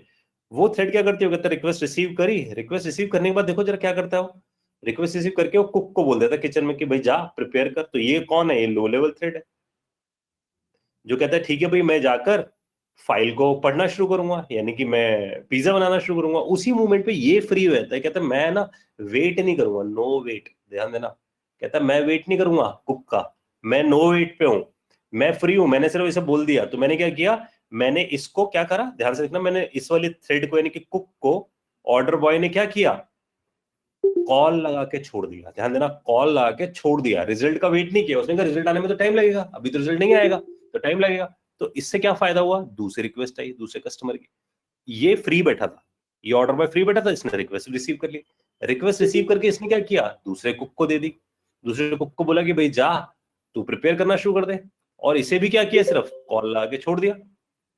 कॉल लगाने का मतलब क्या है, रजिस्टर करके छोड़ दिया एक तरीके से, कि भाई मेरी कॉल रजिस्टर हो चुकी है तुम्हारे पास, ठीक है। और इसने अपने पास रख लिया कि हाँ किसका ऑर्डर था। तो इसी तरीके से तीसरी रिक्वेस्ट आई, फिर ये फ्री था, फिर कॉल लाके छोड़ दिया। अगर ध्यान से देखो तो कितनी थ्रेड्स बन रही है तुम्हारे पास, यहां पर एक ही सिंगल थ्रेड खेल रही है पूरी की पूरी। समझ में आ रही बात आप लोगों को, सिंगल थ्रेड है, क्यों, क्योंकि ब्लॉक नहीं होती। बाकी सारे मॉडल्स में क्या होता है, वो ब्लॉक हो जाती है, इस वजह से हमें हर बार नई नई थ्रेड्स ओपन करनी पड़ती थी। इससे फायदा क्या होगा, सोचो तुम्हारे सिस्टम पे बहुत सारे कोर्स बिजी नहीं होंगे, ये वाले तो होने ही थे, कुक तो बढ़ने ही थे, लेकिन ये नहीं बढ़ने थे ना हमारे पास, पिछले वाले सिस्टम में ये भी बढ़ रहे थे। तो डार्ट के लिए हम सबसे पहला फंडा क्या यूज करने वाले, हम बोलने वाले कि डार्ट किस प्रोग्रामिंग अप्रोच पे बेस्ड है, नॉन ब्लॉकिंग पे बेस्ड है। देखो गाइस, इसमें कोई बात नहीं समझ में आया किसी को कि ये कैसे काम कर रहा है, तो अगर आपको समझ में आएगा तो बड़ा स्मार्टली काम कर रहा है। तो हम ऐसा बोल सकते हैं, मोबाइल पे ज्यादा बड़ा लोड नहीं डालना, ठीक है। भारती आपका माइक ऑन है, हाँ जी, ये सबको डाइजेस्ट है मेरी बात। तो फंडा क्या समझ में आया, कि हमें ये बात समझ में आनी चाहिए सबको कि डार्ट हमें सबसे बड़ा एडवांटेज दे रहा है वो नॉन ब्लॉकिंग, वो इसलिए दे रहा है नॉन ब्लॉकिंग क्योंकि मोबाइल पे इतना बढ़िया हार्डवेयर नहीं है, वो इतना बड़ा लोड टेक केयर नहीं कर पाएगा, हर रिक्वेस्ट पे नई नई थ्रेड्स बनाएगा तो मोबाइल हैंग हो जाएगा। तो इसलिए क्या किया उसने, उसने एक थ्रेड बनाई और वो थ्रेड क्या कर रही है, पीछे कॉल लगा रही है। अब वो पीछे कॉल लगाने का मतलब क्या है, यहाँ जो कुक है जो पीछे कॉल लग रही है वो किसको लग रही है, जैसे फाइल को पढ़ने में टाइम लगता है, ठीक है, या ये वाला कुक सोचो नेटवर्क को कॉल लगाना, नेटवर्क से डेटा लाने में टाइम लगता है, डेटाबेस से डेटा लाने में टाइम लगता है। तो उसने बोला ऐसे ऑपरेशन जो बहुत टाइम टेकिंग है, फाइल में पढ़ना, नेटवर्क से पढ़ना और डेटाबेस से पढ़ना, ऐसे ऑपरेशन हमेशा स्लो होंगे। तो ऐसे ऑपरेशंस को हम एक नाम देते हैं कि दीज आर इंटेंसिव ऑपरेशंस। इन सब ऑपरेशंस को हम क्या बोल रहे हैं, इंटेंसिव। और इंटेंसिव का तरीका क्या है, वो कहता है कॉल लगाओ और वेट मत करो, कॉल लगाओ और वेट मत करो, this is called async style. तो इसका मतलब डार्ट किस स्टाइल पे बैठा हुआ है, एसिंक स्टाइल पे। एसिंक का मतलब है वेट नहीं करना है। तो इसका मतलब हम ऐसा ऐसा एक पिक्चर बनाते हैं जिससे हमें क्लियर रहे। तो हमारे पास कॉल लगाने के दो तरीके हो गए, एक हो गया अपने पास ब्लॉकिंग स्टाइल। तो ब्लॉकिंग का एक नाम देते हैं कि blocking is basically a sync style, synchronize style है। सिंक्रोनाइज स्टाइल क्या बोल रहा है, देखो वो कह रहा है कॉल, ध्यान देना, कॉल वेट, जिसका मतलब क्या है, कॉल लगाओ और वेट करो। और जब वेट करके आपके पास रिजल्ट आ जाता है, यानी कि जब वापस क्या आया था आपके पास रिजल्ट, तो मैं बोलता हूँ रिजल्ट आने पे क्या हो जाओ, रिलीज हो जाओ, फ्री हो जाओ, ठीक है, ये स्टाइल है उसका। लेकिन नॉन ब्लॉकिंग स्टाइल में नहीं बना। तो नॉन ब्लॉकिंग कहता है वो कैसे काम कर रहा है, एसिंक्रोनस स्टाइल में। एसिंक्रोनस स्टाइल क्या बोल रहा है, देखो वो कह रहा है कॉल, ध्यान देना, कॉल करके आप रजिस्टर हो गए, वेट नहीं किया आपने, कॉल करके आप क्या हो गए, उसके पास रजिस्टर हो गए, बस, देन यू आर फ्री, आप फ्री हो। अब आप कुछ भी करो। अब जब भी रिजल्ट आएगा, तो वो आपको कॉल बैक करेगा। वो आपको क्या करेगा, कॉल बैक करेगा। दैट इज अ पॉइंट, ध्यान देना। कॉल किया, ये भी कोई ऐसा है, हम पिज्जा हट पे गए, पिज्जा हट पे जाके हमने बोला कि पिज्जा, उसने कहा 30 मिनट लगेंगे, हमने कहा ठीक है भाई, वापस आ गए। वापस आने का मतलब अपनी सीट पे बैठ गए, कुछ और काम करने लगे, अपने मोबाइल को यूज कर रहे, अपने फ्रेंड से बात कर रहे हैं, वट, वेट नहीं कर रहे। वेट करने का मतलब क्या होता है, हमने वहीं खड़ा कर दिया था कि यहीं खड़े रहो, हिलना मत यहाँ से, जब तक कि पिज्जा मिल नहीं आता यहाँ से हिलना नहीं है। समझ रहे, तो कैसा मॉडल होता, ब्लॉकिंग मॉडल होता है। इससे क्या होता है, हम ब्लॉक हो गए, कुछ और काम नहीं कर सकते। तो जैसे कि हम किसी शॉपिंग मॉल्स में जाते हैं तो क्या करते हैं, हमने अगर कहीं एक ऑर्डर किया है तो हम बाकी शॉप्स पे जा सकते हैं, जब तक कि वो ऑर्डर आएगा, उसे पता है कि 15 मिनट या 20 मिनट लगेंगे, हम बाकी शॉप्स पे जाके और शॉपिंग कर सकते हैं, वापस 20 मिनट बाद आके अपने डेटा को कलेक्ट कर सकते हैं, यानी कि अपनी चीजों को कलेक्ट कर सकते हैं। तो that is the two models जो प्रोग्रामिंग में यूज होते हैं, एक होता है ब्लॉकिंग और एक होता है नॉन ब्लॉकिंग। तो आप सबको क्या याद रखना है, सिंक वर्सेस ए सिंक। देखो इसमें कोई डाउट है तो, पूछो कि सिंक वर्सेस ए सिंक में। तो अभी ध्यान देना, ए सिंक थोड़ा सा टिपिकल है क्योंकि तुमने बुलाया, कॉल लगाया और तुम फ्री हो गए। अब फ्री हो गए तो उसे कैसे पता लगेगा कि वो तुम्हें रिजल्ट देगा, सोचो जरा। अब सोचना, मुझे कोई आंसर दे आप में से, पिज्जा हट पे जाकर तुमने पिज्जा ऑर्डर किया है और उसके बाद तुम पिज्जा का ऑर्डर देकर वापस आते हो, तो पिज्जा वाला बोलता है 30 मिनट बाद पिज्जा तुम्हें मिलेगा। तुम उसके बाद क्या करते हो, तुम और दुकानों पे जाके शॉपिंग करने चले जाते हो, 30 मिनट बाद आते हो, तो पिज्जा हट वाला तुम्हें ही पिज्जा क्यों देगा, हो सकता है कोई और तुम्हारा पिज्जा ले जाए, यानी कि तुम्हारा रिजल्ट ले जाए। कैसे देगा वो तुम्हें पिज्जा, टोकन। तो असल में वो क्या करेगा, वो तुम्हें क्या दे रहा है, वो तुम्हें एक स्लिप दे रहा है, ध्यान से देखो तो, वो तुम्हें दे रहा है, क्या दे रहा है, स्लिप दे रहा है, बिल नंबर दे रहा है ना। तुम उसके बेसिस पे आइडेंटिफाइड होते हो। तो जो स्लिप है या बिल नंबर है उसी को हम बोलते हैं फ्यूचर। वो असल में क्या है, फ्यूचर है। फ्यूचर का मतलब क्या है, वो कह रहा है कि मैं तुम्हें प्रॉमिस करता हूं कि मैं तुम्ही को ये चीज दूंगा, क्योंकि उस बिल नंबर पे या स्लिप पे असल में क्या लिखा हुआ है, तुम्हारा ऑर्डर नंबर लिखा गया है। समझ में आ रही है सबको मेरी बात। तो that's why there is a word called future. तो जब भी तुम्हें वर्ड दिखे ना फ्यूचर, तो इसका मतलब क्या हुआ तुम लोगों के लिए, वो बिल्कुल स्लिप मिली है तुम्हें कि तुम्हें डेटा मिलेगा लेकिन अभी नहीं मिल रहा, इसका मतलब पिज्जा नहीं है, स्लिप खा नहीं सकते तुम, समझ रहे हो। वो एक फ्यूचर है जो तुम्हें मिला है, और वो फ्यूचर डिटेक्ट होगा थोड़ी देर बाद, जब तुम्हारे पास डेटा आ जाएगा तो वो तुम्हें कॉल लगाएगा। इसका मतलब वो क्या करता है, जब पिज्जा का ऑर्डर किया तो वो तुम्हें डिस्प्ले में ऑर्डर नंबर दिखाता है, बोलता है कि order number this is done, तब तुम जाकर उसे ले आते हो। इसका मतलब वो तुम्हें कॉल करता है, अगर ध्यान से देखो, तुम्हें कॉल करता है, बुलाता है तुम्हें। अल्टीमेटली। समझ में आ रही है सबको मेरी बात? तो ध्यान देना, इसलिए प्रिंसिपल कैसा हुआ, कॉल करो, ध्यान दो, कॉल करो और रजिस्टर्ड हो जाओ। बस कॉल रजिस्टर्ड का मतलब तुम्हें बदले में तुम्हें एक फ्यूचर मिल गया और वो फ्यूचर डिटेक्ट किया जाएगा। लेकिन ब्लॉकिंग में क्या है, कॉल करो और वेट करते रहो। जैसे कि तुम किसी फंक्शन को कॉल लगाओगे सी के अंदर, फाइल हैंडलिंग के अंदर, तो तुम वेट करते हो जब तक कि तुम्हें डेटा नहीं मिल जाता।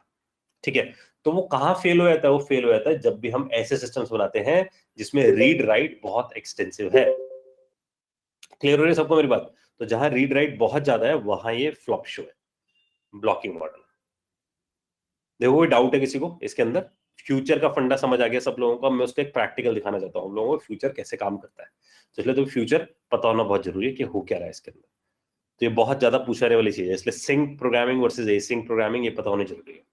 ठीक है, सिंक एसिंक प्रोग्रामिंग सिर्फ और सिर्फ इसकी वजह से आती है। इसका मतलब जब भी हम एसिंक की बात करते हैं वो फंक्शनल प्रोग्रामिंग के साथ ही आती है।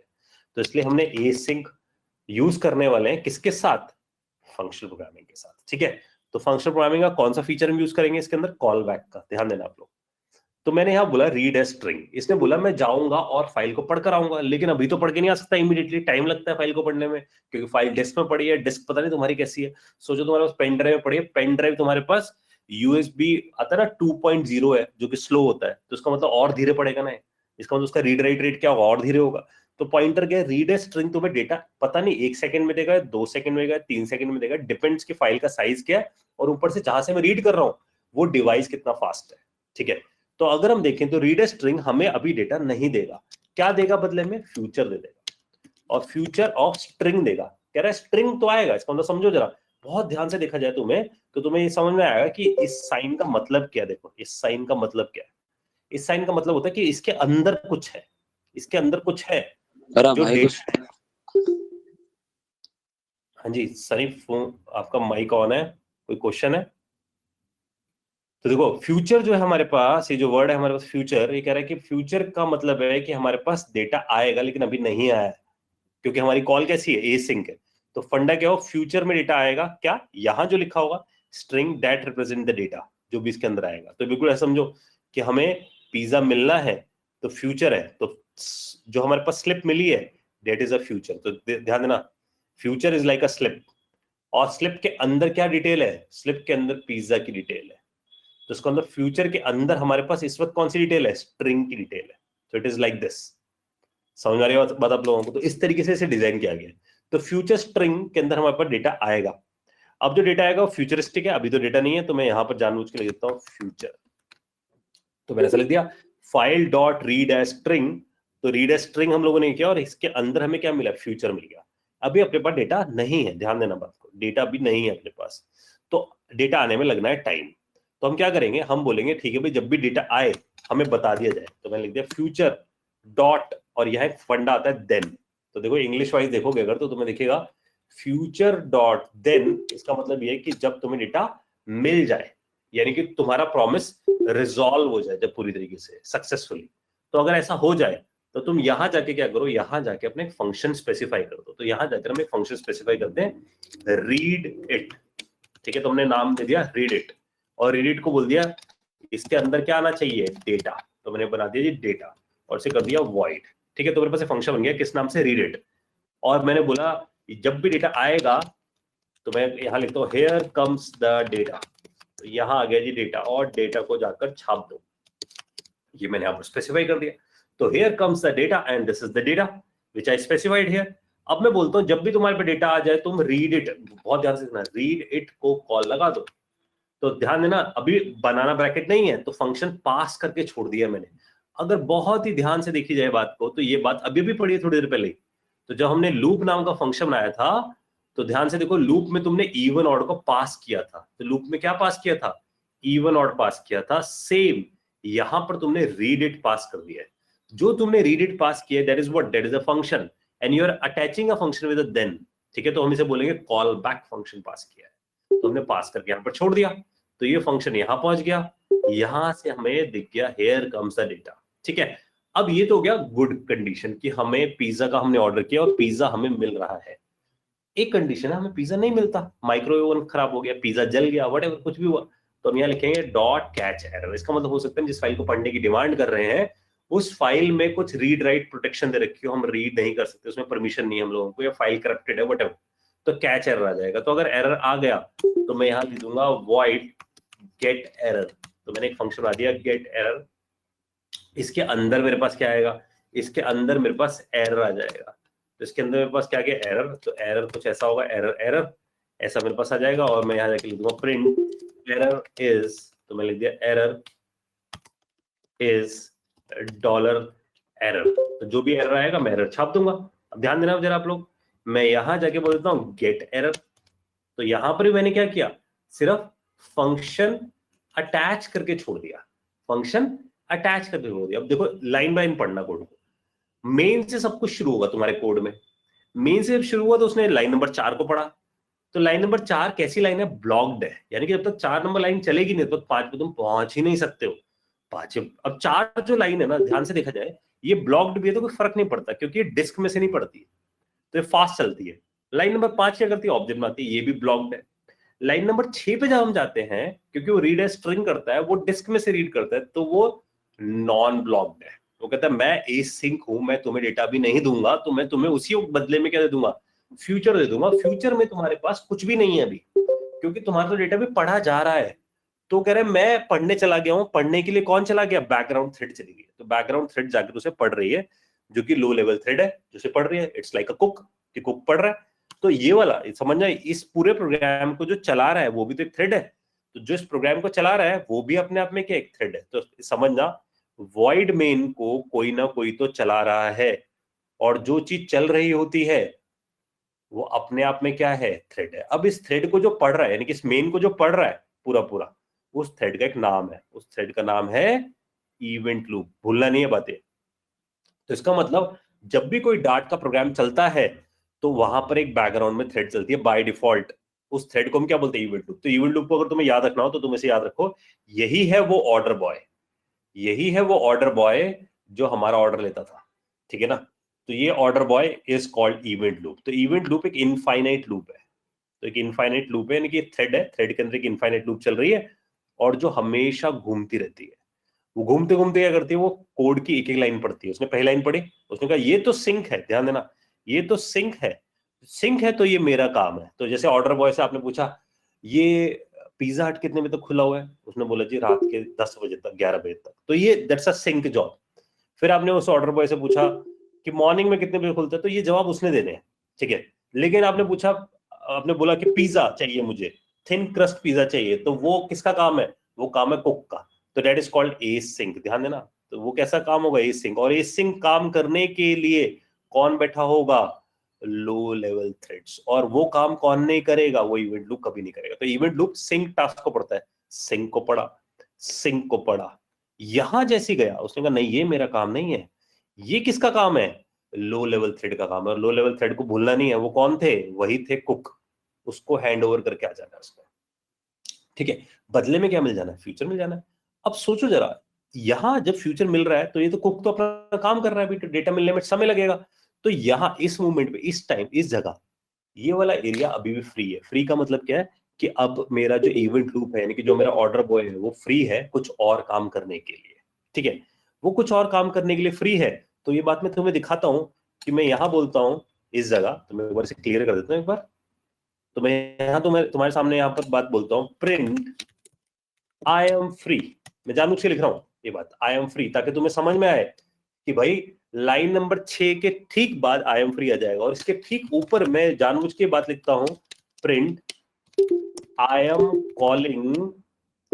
Calling file read. तो तुम्हें ये बात भी समझ आएगी जब मैं यहां कॉल लगाना शुरू करूंगा, I am calling file read, तो क्या करना शुरू करेगा, फाइल को पढ़ना शुरू कर देगा। तो बात समझिए सबको, line number 6 I am calling file read, उसके बाद लाइन नंबर 7 पे गया।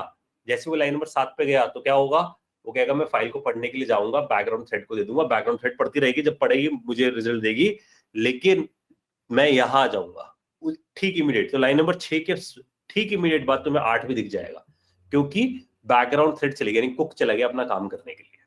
उसके बाद आई एम फ्री आ गया। उसके बाद जब भी डेटा आएगा, जब भी डेटा आएगा फ्यूचर डॉट देन चलेगा। तो मैं यहां लिख रहा हूं जानबूझ के, प्रिंट मेन एंड्स। तो यहाँ पर क्या लिखा आ गया, मेन एंड्स। तो मेन एंड्स क्या बता रहा होगा कि भाई मेन खत्म हो गया है।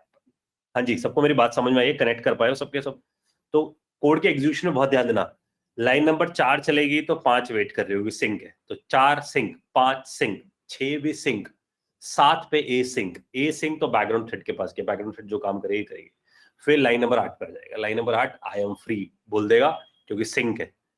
फिर इसको मेरे को ये वाला जो लाइन है, लाइन नंबर 9, ये कब कॉल होगा, we really don't know. 3 second बाद, 4 सेकंड बाद, 1 सेकंड बाद, आधे सेकंड बाद, पता नहीं। क्यों नहीं पता, क्योंकि फाइल का डेटा जितना बड़ा होगा उसके ऊपर बेस्ड होगा सब कुछ। तो जब भी ये कॉल होगा वी रियली डोंट नो, शायद आई एम फ्री के बाद कॉल हो जाए, तो future dot then read it, पता नहीं कब कॉल होगा। हो सकता है मेन एंड्स हो जाए, तो मेन एंड्स हो गया हमारा, तो मेन एंड्स हो जाने का मतलब मेन खत्म। उसके बाद थोड़ी देर बाद जागे कि मेरे पास डेटा आ गया, डेटा आ गया तो रीड इट कॉल होगा, रीड इट कॉल होगा तो रीड इट ये दिखा देगा, फेल होगा तो ये दिखा देगा। सबको मेरी बात समझ में आ रही है? तो this is how this code is working. इसका मतलब कोड कैसा हो गया, नॉन ब्लॉकिंग हो गया। कोड कभी भी किसी मूवमेंट पे ब्लॉक नहीं हुआ है, ये आपको ध्यान रखना है। तो हमारा कोड ब्लॉक्ड नहीं हुआ है इस केस के अंदर, ठीक है। तो एक बार फटाफट देखें, इस बात को समझने की कोशिश करें। तो यहां जाते हैं, यहां जाकर हम लिखते हैं dot second dot dot, output पे जरा ध्यान देना आप सब लोग, बहुत इंपॉर्टेंट है। तो आप देखो, ध्यान दो, I am calling file read, देखो जरा ये लाइन चली, I am calling file read. उसके बाद ध्यान दिया लाइन नंबर 7 चली है, आउटपुट नहीं आया अभी तक कि फाइल में क्या डेटा है, क्या चल पड़ा, आई एम फ्री, क्योंकि वो चला गया बैकग्राउंड थ्रेड के पास। फिर उसके बाद देखो क्या आया, मेन एंड्स, मेन खत्म भी हो गया, अभी भी डेटा नहीं आया फ्यूचर डॉट देन पे। फिर उसको थोड़ी देर बाद बोला हेयर कम्स द डेटा, इसका मतलब लाइन नंबर 9 चली होगी तो रीड इट चला होगा, रीड इट चला होगा तो रीड इट पे क्या लिखा था, हेयर कम्स द डेटा। तो हेयर कम्स द डेटा, और हेयर कम्स द डेटा में देखो पूरी की पूरी फाइल छाप दी हमने, क्योंकि हमने इसी फाइल को पढ़ा था। हाँ जी, देखो कोई डाउट है, बहुत सारे सवाल आपके दिमाग में हो सकते हैं, क्लियर करना बहुत जरूरी है, वरना मोबाइल ऐप तो बहुत दूर की बात है, ठीक है। इसलिए बहुत बेसिक ज्ञान पे है, बहुत बहुत जरूरी है। इंट्रोड्यूस में बहुत पूछेगा सारी चीजें, इसलिए आप सबको पता होना जरूरी है। बहुत सारी बातें मैंने बोली हैं इसके अंदर, इसलिए देखो कोई कोई जो जो डाउट है पूछते हो खटाखट। देखो लाइन नंबर 9 सिर्फ इतनी बात समझा रही है यार, कि भाई जब भी डेटा आए, जैसे तुमने पिज्जा हट वाले को बोला कि पिज्जा मुझे दे, और जब भी पिज्जा आएगा तो मुझे बुला ले, तो देन का मतलब है, हाँ जी, हाँ जी sir, Amit sir, excuse me sir. हाँ जी, हाँ जी, बोलिए सर। Good morning sir. हाँ जी, good morning sir. Good morning to all students. Sir थोड़ा सा बस बच्चों को मैं 2 मिनट का टाइम लेना चाह रहा था, विद योर परमिशन सर। ठीक ठीक है सर, बिल्कुल। ये जितने भी स्टूडेंट्स अभी ट्रेनिंग अटेंड कर रहे हैं, मेरे पास अभी आ रहा है 83 के करीब स्टूडेंट्स जो है ट्रेनिंग, 85 स्टूडेंट्स जो है ट्रेनिंग अटेंड कर रहे हैं। तो सबसे पहली इंफॉर्मेशन मैं आपके साथ ये शेयर करना चाह रहा हूं कि हमारे पास फ्लटर की 2 रिक्वायरमेंट आई हुई है। पहली रिक्वायरमेंट जो मैंने आपके साथ शेयर किया था कि ऐप इन्वेंटिव कंपनी में जो है फ्लटर का बहुत ही ज्यादा रिक्वायरमेंट है उनको जो है, और बहुत ही जल्दी, और आप लोगों ने उसमें रजिस्ट्रेशन अपना कर दिया होगा, और बहुत ही जल्द वो शॉर्टलिस्ट करके इंटरव्यू को शेड्यूल करेंगे, और वो इंटरव्यू ऑनलाइन ही होगा, उनका सारी प्रोसेस ऑनलाइन ही होगी। तो आप सभी लोग, मैंने 18 उसमें लास्ट डेट थी रजिस्ट्रेशन की जो भेजा था, तो आज मेरे ख्याल से 18 है, तो पॉजिटिवली सभी लोग ऐप इन्वेंटिव जो कंपनी है और प्योरली वहां फ्लटर का काम है, उसमें सब लोग रजिस्टर्ड हो जाएंगे, फर्स्ट वन। दूसरा प्लेसमेंट से रिलेटेड ये है कि हमारे पास नोवो इन्वेंट कंपनी से फ्रेश रिक्वायरमेंट आई है, और वहां पर एटलीस्ट 15 स्टूडेंट्स की, 15 कैंडिडेट्स की रिक्वायरमेंट है नोवो इन्वेंट पे, और वो भी इमीडिएट ज्वाइनिंग की है। तो आप लोग, जैसे कि सर आपको फ्लटर पढ़ा रहे हैं, और खूब मेहनत करके आप लोग फ्लटर पढ़िए, जिससे कि जब आपका इंटरव्यू हो तो इंटरव्यू लेने वाला इस लेवल का समझ जाए आपको कि आप तो तुरंत पहले दिन से उनके यहाँ काम करने लगेंगे, तो आपके सिलेक्शन के चांसेस ज्यादा रहेंगे। तो ये 2 अपॉर्चुनिटीज आपके सामने हैं। मैं ये चाहूंगा कि मैक्सिमम ज्यादा से ज्यादा लोग इस अपॉर्चुनिटी को ग्रैब करें और रिजल्ट्स दें। दूसरा, मैं जो सबसे इंपॉर्टेंट बात है मैं आपके साथ शेयर करना चाहता हूं कि कोई भी बच्चा अगर ट्रेनिंग में, चाहे फ्लटर की या बिग डेटा की ट्रेनिंग में, रूल्स एंड रेगुलेशन को नहीं मानेगा, तो अब आज के दिन से मैं उसको डिसमिस करना स्टार्ट कर दूंगा। डिसमिस करने का मतलब ये होगा कि ट्रेनिंग के दौरान अगर हमने आपको डिसमिस कर दिया तो आप ज्वाइन नहीं कर पाओगे, पहली बात। तो रूल क्या है, अपना नाम और आगे रोल नंबर जैसा प्रधान जी ने आपको बताया वो सभी का होना चाहिए। मैं अभी देख रहा हूँ किसी स्टूडेंट का हो नहीं रहा है, तो अभी मैं अमित सर से रिक्वेस्ट कर रहा हूँ कि सर मुझे भी को प्रेजेंटर बना दीजिएगा, जिससे मैं उनको डिसमिस कर सकूं तुरंत जो है। ठीक है सर, मैं आपको बनाया था। दूसरी बात ये है कि ट्रेनिंग हमारी जिस टाइमिंग पे स्टार्ट होती है, 9 बजे स्टार्ट होती है, तो 9:01-2 पे सभी को आ जाना है, मैक्सिमम 5 मिनट। उसके बाद किसी को अलाउ नहीं करेंगे। मैं सर से बता दूंगा कि सर आप मीटिंग लॉक कर दीजिए, अब किसी को आने ही मत दीजिए। दूसरा, ऐसा नहीं कि आपने आधे घंटे 1 घंटे केवल मीटिंग की, आपने सेशन लिया और बीच में फिर जाने लगे जो है। अगर ऐसा करेंगे, पिछले हफ्ते मैंने कोई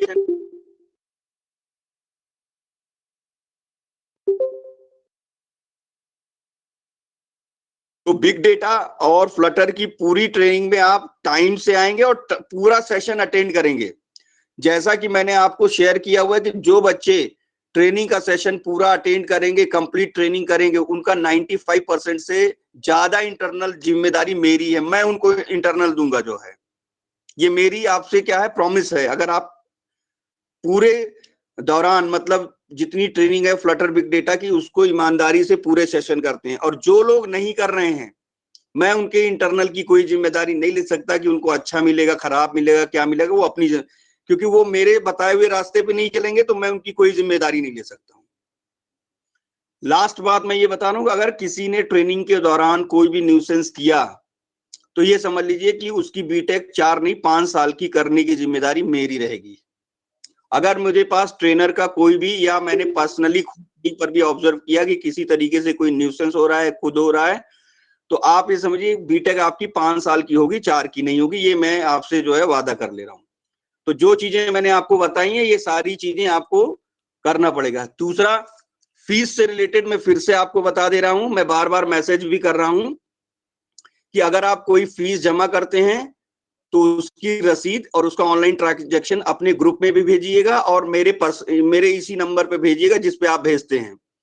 दूसरा, अगर आपका फीस से रिलेटेड कोई इशू है तो उसको भी मेरे नंबर पर और ग्रुप में आप भेजेंगे जो है। लास्ट मैंने कल कर दिया था, 21 तारीख लास्ट डेट है। अगर आप 20 तारीख तक 50% फीस जमा कर देंगे, तब तो आपका एग्जाम फॉर्म ओपन हो जाएगा।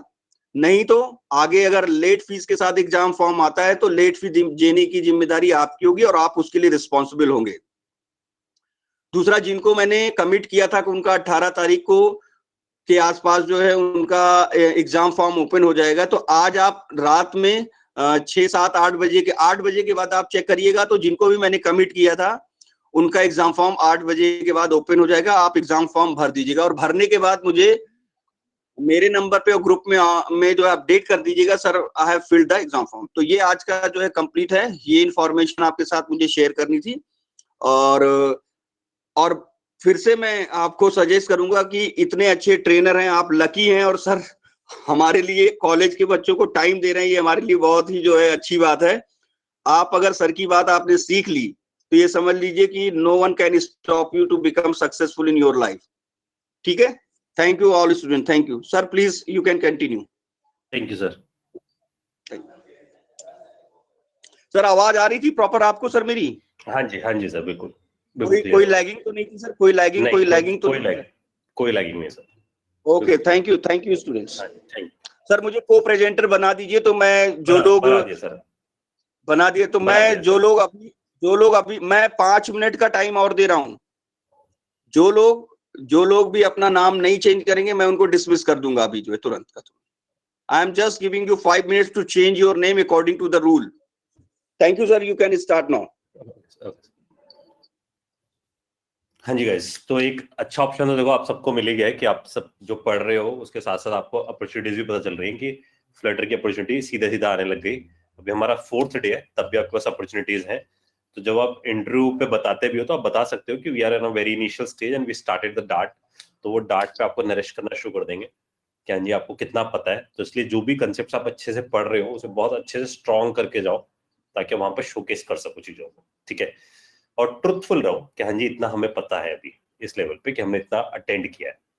अच्छा, अब हम वापस आते हैं जो हम बात पढ़ रहे थे इसके अंदर। अभी हम लोगों ने पढ़ा है स्टार्टिंग में कि किस तरीके से सब चीजें चल रही हैं, यानी कि सिंक और ए सिंक टास्क के बारे में हम लोगों ने पढ़ना शुरू किया और फ्यूचर के बारे में पढ़ना शुरू किया। इसमें कोई डाउट, कोई क्वेरीज है आप लोगों की तो आप कंसर्न रेज करो अपने, क्योंकि ये मैंने बताया ना बहुत ही इंपॉर्टेंट कंसेप्ट है। जैसे किसी ने पूछा था लाइन नंबर 9 का, शोएब ने, तो line number 9 I hope Shoaib समझ में आया हो कि फ्यूचर डॉट देन असल में क्या कर रहे हैं, हम ये बोल रहे हैं कि जब हम पिज्जा हट पे जाकर पिज्जा का ऑर्डर तो कर दिया हम लोगों ने, अब हमने उसे बोला है पिज्जा वाले को कि देन, अगर इंग्लिश में देखा जाए देन, तो इसका मतलब हम बोल रहे हैं कि जब भी पिज्जा बन जाए then just call me back. तो when you call me back तो it means just call my function. तो मैंने यहाँ जाके बोला देन एंड रीड इट, तो it means I am saying कि जैसे ही पिज्जा बन जाए then call my function, right. तो इसलिए मैंने यहाँ पर सिर्फ पास करके छोड़ा है, ध्यान देना हमने पास करके छोड़ा है, जैसा अभी हमने पिछले वाले एग्जांपल में देखा था, we are just passing it and here when it is done then it is going to be call. तो इंटरनली देन के अंदर उसकी कॉल लिखी गई है। इफ देयर इज एरर, अगर कोई एरर आ जाता है तो वो कैच एरर को चला देगा और एरर दिखना शुरू हो जाएगा। तो अगर इसकी इंस्पिरेशन लेनी है तो बेस्ट प्लेस कौन सा है, बेस्ट प्लेस था ये जो लूप में हमने देखा था। तो लूप में हमने इवन ऑड पास किया था, जैसे कि हमने देन में रीड इट पास किया। इस पर नजर बनाए रखना, जैसे हमने देन में रीड इट पास किया है वैसे हमने लूप में इवन ऑड पास किया था। तो लूप इंटरनली हमारे इवन ऑड को कॉल लगाता था, ठीक है ना। ऐसे ही देन इंटरनली रीड इट को कॉल लगाया था। क्लियर है बात आप लोगों को? ये आप देख भी सकते हो, आप देन को खोल दो, अगर हमने देन को खोल दिया तो हमें समझ आएगा कि देन इंटरनली एक फंक्शन लेके बैठा है और उसमें टी वैल्यू यानी कि एक ही आर्गुमेंट है। टी का मतलब है उसे नहीं पता किस टाइप का आर्गुमेंट होगा, माइट भी इंटीजर हो सकता है, माइट भी स्ट्रिंग हो सकता है। तो ये हमें समझ में आया कि रीड इट कॉल हो जाएगा और रीड इट पे दिख जाएगा, अगर एरर आया तो एरर दिख जाएगा। देखो कोई डाउट? शोएब आई होप ये समझ में आ गई बात कि कैसे काम कर रहा है।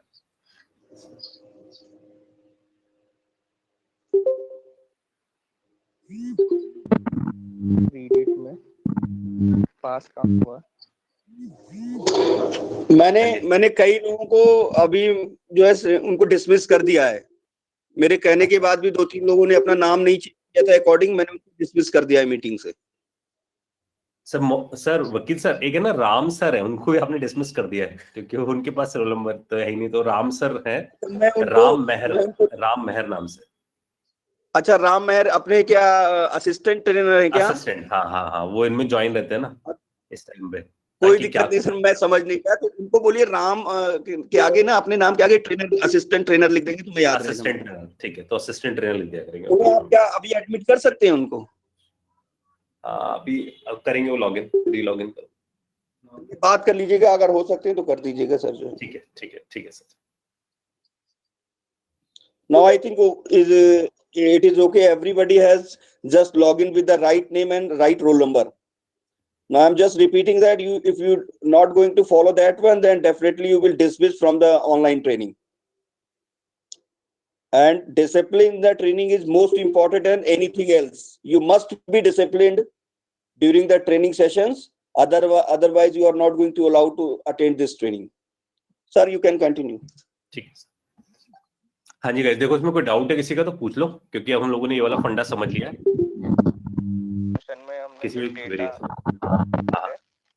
हाँ, उसे पास कहाँ से किया है डेटा आर्गुमेंट को? अच्छा, इसको थोड़ा ऐसे समझना जरूरी है, इसलिए बार बार मैं बोल रहा हूँ कि हमें ना इसे वन डॉट डाट से समझना है। देखो वन डॉट डाट पे जब हम लोगों ने काम किया था तो लूप मेरा फंक्शन था, ध्यान सुनना मेरी बात, लूप मेरा फंक्शन था, उसमें मैंने फंक्शन डिफाइन किया था, उसकी डेफिनेशन भी मैंने दी थी, तो यहाँ दिख गया था सबको कॉलिंग में मैंने ही करी है ना। लेकिन अगर हम यहाँ देखें, हाँ जी कुछ कह रहे हैं सर आप? असिस्टेंट ट्रेनर नाम से आ गया। तो देखो अब जो यहाँ अगर हम देखें तो यहाँ हमारे पास देन है, देन जो है ना वो इंटरनल फंक्शन, ध्यान सुनो, देन जो है वो इंटरनल फंक्शन। देन को मैंने खोल के दिखाया आपको कि देन के अंदर जो पहला आर्गुमेंट है, अगर आप देखोगे इसका जो पहला आर्गुमेंट है वो एक फंक्शन है, ठीक है, जो ऑन वैल्यू है। फिर उसके बाद दूसरा आर्गुमेंट है जो ऑन एरर पे चलता है, और उसमें अगर हम ध्यान से देखें तो उसमें सिर्फ एक ही आर्गुमेंट है, उसमें सिर्फ एक ही आर्गुमेंट है। इससे इंस्पिरेशन होके मैंने रीड इट में सिर्फ एक ही आर्गुमेंट पास किया। अब वो इंटरनली कैसे जा रहा है वो देन के अंदर लिखा गया, समझ रहे हो? जैसे हमारा इंटरनली हमने लिख रखा था लूप के अंदर, क्योंकि लूप हमने ही बनाया था तो हमें दिख रहा था कि हम ही पास कर रहे हैं, लेकिन इसके अंदर क्यों नहीं दिख रहा? क्योंकि then is a internal function, वो एक इंटरनल फंक्शन है, वो उसे इन्वोक कर रहा है। द पॉइंट इज कि then need a function, that is answered by whom, that is answered by this thing कि टी वैल्यू पे यहां पर जा रहा है। तो अगर हम यहाँ जाके देखें तो यहाँ जो फ्यूचर के अंदर देन है वो साफ बता रहा है कि मैं एक वैल्यू रिसीव करता हूं और ऑन एरर एक वैल्यू रिसीव करता है। आई होप ये समझ में आई ये बात। तो रीड इट एक फंक्शन एज आर्गुमेंट रिसीव होता है और उसके अंदर वो खुद पास करता है स्ट्रिंग डेटा, जैसे हम यहां पास करते थे फंक्शन के अंदर आई। ठीक है, तो ये इंटरनल स्टफ है। आई होप ये समझ में आओ जिनका क्वेश्चन था कि कैसे काम कर रहा है, सेम यहाँ। ओके ओके ठीक है जी, तो ये हमें क्लियर हुआ और डेटा अपने पास आया, डेटा हमने यहाँ पर छाप दिया, ऐसे एरर अपने पास आया तो हमने एरर यहाँ पर छाप दिया। तो this is the important concept कि जब भी तुम नेटवर्क कॉल्स लगाओगे तो तुम्हें ध्यान देना होगा फ्यूचर। जब भी मैं वर्ड यूज करूंगा फ्यूचर तो सबको समझ जाना है कि डेटा अभी नहीं आया है, डेटा आएगा फ्यूचर में, और फ्यूचर में आएगा तो हमें देन और कैचर लगाना होगा। और सबसे इंपॉर्टेंट बात यह है कि कॉल लगने के बाद वो आगे बढ़ जाएगा, वेट नहीं करेगा कोड का, ये इंपॉर्टेंट बात है, इसलिए वो नॉन ब्लॉकिंग है, वेट नहीं करेगा। तो हमें दिख गया आउटकम चला के भी कि जब ये कोड चला तो इसलिए I am calling file read चल गया, यानी कि ये लाइन चल गई। उसके बाद जब लाइन नंबर 7 चली तो वेट नहीं किया उसने वो कहाँ चला गया, इमीडिएटली 8 नंबर पे चला गया आई एम फ्री पे, क्योंकि बैकग्राउंड थ्रेड को देकर आ गया। उसके बाद देखो तो मेन एंड्स भी चल गया, क्योंकि अभी तक उसका डेटा आया नहीं। जब डेटा आया तो देन चला, ध्यान देना, तब 9 चला, उसका 10 पहले चल चुका है, तब 9 चल रहा है बाद में, क्योंकि वो रजिस्टर्ड होकर बैठ गया। जब लाइन नंबर 10 चला है मेरे पास फ्यूचर डॉट देन, तो रीड इट चला है, और रीड इट जब चला है तो रीड इट पे हमें ये दिखना शुरू हो गया। क्लियर है सबको बात? तो दिस इज व्हाट की that's a real time example of call back. तो अगर आपसे पूछेगा ना कॉल बैक का फिटमेंट कहाँ है, तो आपने बताना है कि जितनी भी एसिंक कॉल्स होंगी ना वहां हम इसे फिट करेंगे। और एसिंक कॉल्स कहाँ होंगी, जहां पर भी इंटेंसिव टास्क होंगे जो कि स्लो कर देंगे चीजों को, जैसे कि फाइल को रीड करना, नेटवर्क पे से रीड करना, ये सब स्लो करेंगे। जब स्लो करेंगे तो उसको हम बचाने के लिए कि ब्लॉक ना हो हमारा कोड, क्योंकि हम सिंगल थ्रेड पे बैठे हैं, हमारे पास सिर्फ एक इवेंट लूप है, तो हमें इसी स्टाइल में काम करना पड़ेगा। ठीक है, तो एक लास्ट डायग्राम मैं यहाँ पर खींच रहा हूँ, उस डायग्राम को आप सबको बहुत अच्छे से आइडेंटिफाई करना जरूरी है, इसलिए ध्यान से देखना। तो अंदर का मैं अगर प्रोसेस फ्लो समझाऊं तुम लोगों को, तो पूरे प्रोग्राम को चलाने के लिए अपने पास बैठा है कौन, इवेंट लूप। तो इवेंट लूप हमारे पास एक सिंगल थ्रेड है। तो अगर तुमसे कोई पूछता है कि डार्ट कैसी लैंग्वेज है, मल्टी थ्रेडेड है या सिंगल थ्रेड है, तो मैं आंसर देना सिंगल थ्रेड है, क्योंकि उसके पास एक ही थ्रेड है, किस नाम की, इवेंट लूप नाम की। ठीक है, जितनी भी रिक्वेस्ट आती हैं एक एक करके प्रोग्राम में कि फाइल को रीड कर लो या नेटवर्क पे से रीड कर लो, ये सबकी सब क्यू में चली जाती है। तो ये सबकी सब कहां चली जाती है, क्यू में। इवेंट लूप का काम क्या है, इवेंट लूप का काम है इस क्यू को रीड करना, तो वो क्यू को रीड करता है। तो जितने भी उसे टास्क ऐसे दिखते हैं जो कि सिंक्रोनाइज्ड हैं, वो खुद रन करता है, टेक केयर बाय हिमसेल्फ। तो वो कहता है मैं खुद ही से टेक केयर कर लूंगा। लेकिन अगर कोई भी टास्क ऐसा नजर आता है उसे एसिंक नजर आता है, तो वो क्या करता है, वो कहता है मैं इसको किसको दे दूंगा, लो लेवल थ्रेड्स को हैंड ओवर करके आ जाऊंगा। ठीक है, यानी कि कैसी थ्रेड्स है हमारी, बैकग्राउंड थ्रेड्स, जो ऐसा काम कर रही होंगी। और जो बैकग्राउंड थ्रेड्स है वो किसके लिए बैठी हैं, फाइल के लिए, नेटवर्क के लिए, ऐसे ऑपरेशंस को परफॉर्म करने के लिए। तो उन्हें हैंड ओवर करके आ जाता है। अब जब वो हैंड ओवर करके आता है तो उसे बदले में, यानी कि इसको बदले में क्या दिया जाता है, इसको बदले में फ्यूचर दे दिया जाता है। ठीक है, इसे क्या पकड़ा देते हैं, फ्यूचर। और फ्यूचर के साथ किसको अटैच कर दिया जाता है, कॉल बैक, कि भाई जब भी डेटा आ जाए तो मेरा कॉल बैक कॉल लगा देना। और जब भी वो कॉल लगाते हैं तो उसे वो कहाँ डाल देते हैं, क्यू में डाल देते हैं। तो इवेंट लूप क्यू को पड़ ही रहा होता है, तो क्यू में देखता है वाला फंक्शन आ गया तो उस फंक्शन को एग्जीक्यूट कर देता है। ठीक है, तो ध्यान देना, इसलिए हम बोलते हैं कि डार्ट जो है हमारे पास वो एक सिंगल थ्रेडेड है। ठीक है, लेकिन बात पूरी तरीके से ट्रू नहीं है, बैकग्राउंड में थ्रेड्स तो चल रही है, लेकिन वहां एक ही थ्रेड, इसका नाम है इवेंट लूप। ठीक है, ये सब इंस्पिरेशन उन्होंने जावास्क्रिप्ट से लिया, जावास्क्रिप्ट इसी स्टाइल में बनाया गया। हाँ जी, सबको मेरी बात समझ में आई है? तो पूरे प्रोग्राम को पढ़ने के लिए कौन, इवेंट लूप, जितने भी टास्क हो रहे हैं वो सब कहाँ जा रहे हैं, क्यू में जा रहे हैं, उसे पढ़ा जा रहा है एक एक एक करके। ठीक है, अब मैं किसी और चीजों पे लेकर आना चाहता हूँ आप लोगों को जो इंपॉर्टेंट है। तो यहां से हम पहुंच जाते हैं, इसको मैं हटाया था यहाँ से, यहाँ से हम पहुंच जाते हैं, ये हमें समझ में आ गया सबको, पहला प्रोग्राम, दूसरा प्रोग्राम। अब थोड़ा सा इसको ऑप्टिमाइज करने की सोचते हैं, थोड़ा अच्छा करने की कोशिश करते हैं। तो जैसे मैंने लिखा है ना कोड, ये काफी बड़े तरीके से लिखा है, डेवलपर्स ऐसा कोड नहीं लिखते हैं बड़े तरीके से, समझाना था इसलिए मैंने ऐसा किया। तो डेवलपर्स क्या करते हैं, डेवलपर्स कहते हैं रीडिट नाम का जो फंक्शन है वो यही बनाए थे, ध्यान देना, रीडिट नाम का फंक्शन यही बनाए थे, गेट एरर नाम का फंक्शन भी यही बनाए थे। कैसे बनाएंगे देखो, तो मैं यहाँ इस कोड को कर देता हूँ कमेंट, रेफरेंस के लिए भाई ये वाला कोड कमेंट, और इस लाइन को भी कर देता हूँ मैं कमेंट, रेफरेंस के लिए मैंने इसे कमेंट कर दिया, ठीक है। तो अब हम इस लाइन को थोड़ा समझना शुरू करेंगे। अच्छा, प्रथम को फिगर देखना है, एक मिनट में दिखा रहा हूँ यार, ये है वो डायग्राम।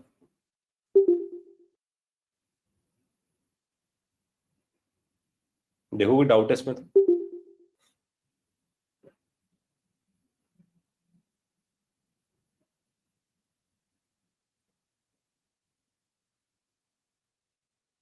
कोई डाउट प्रथम इसमें?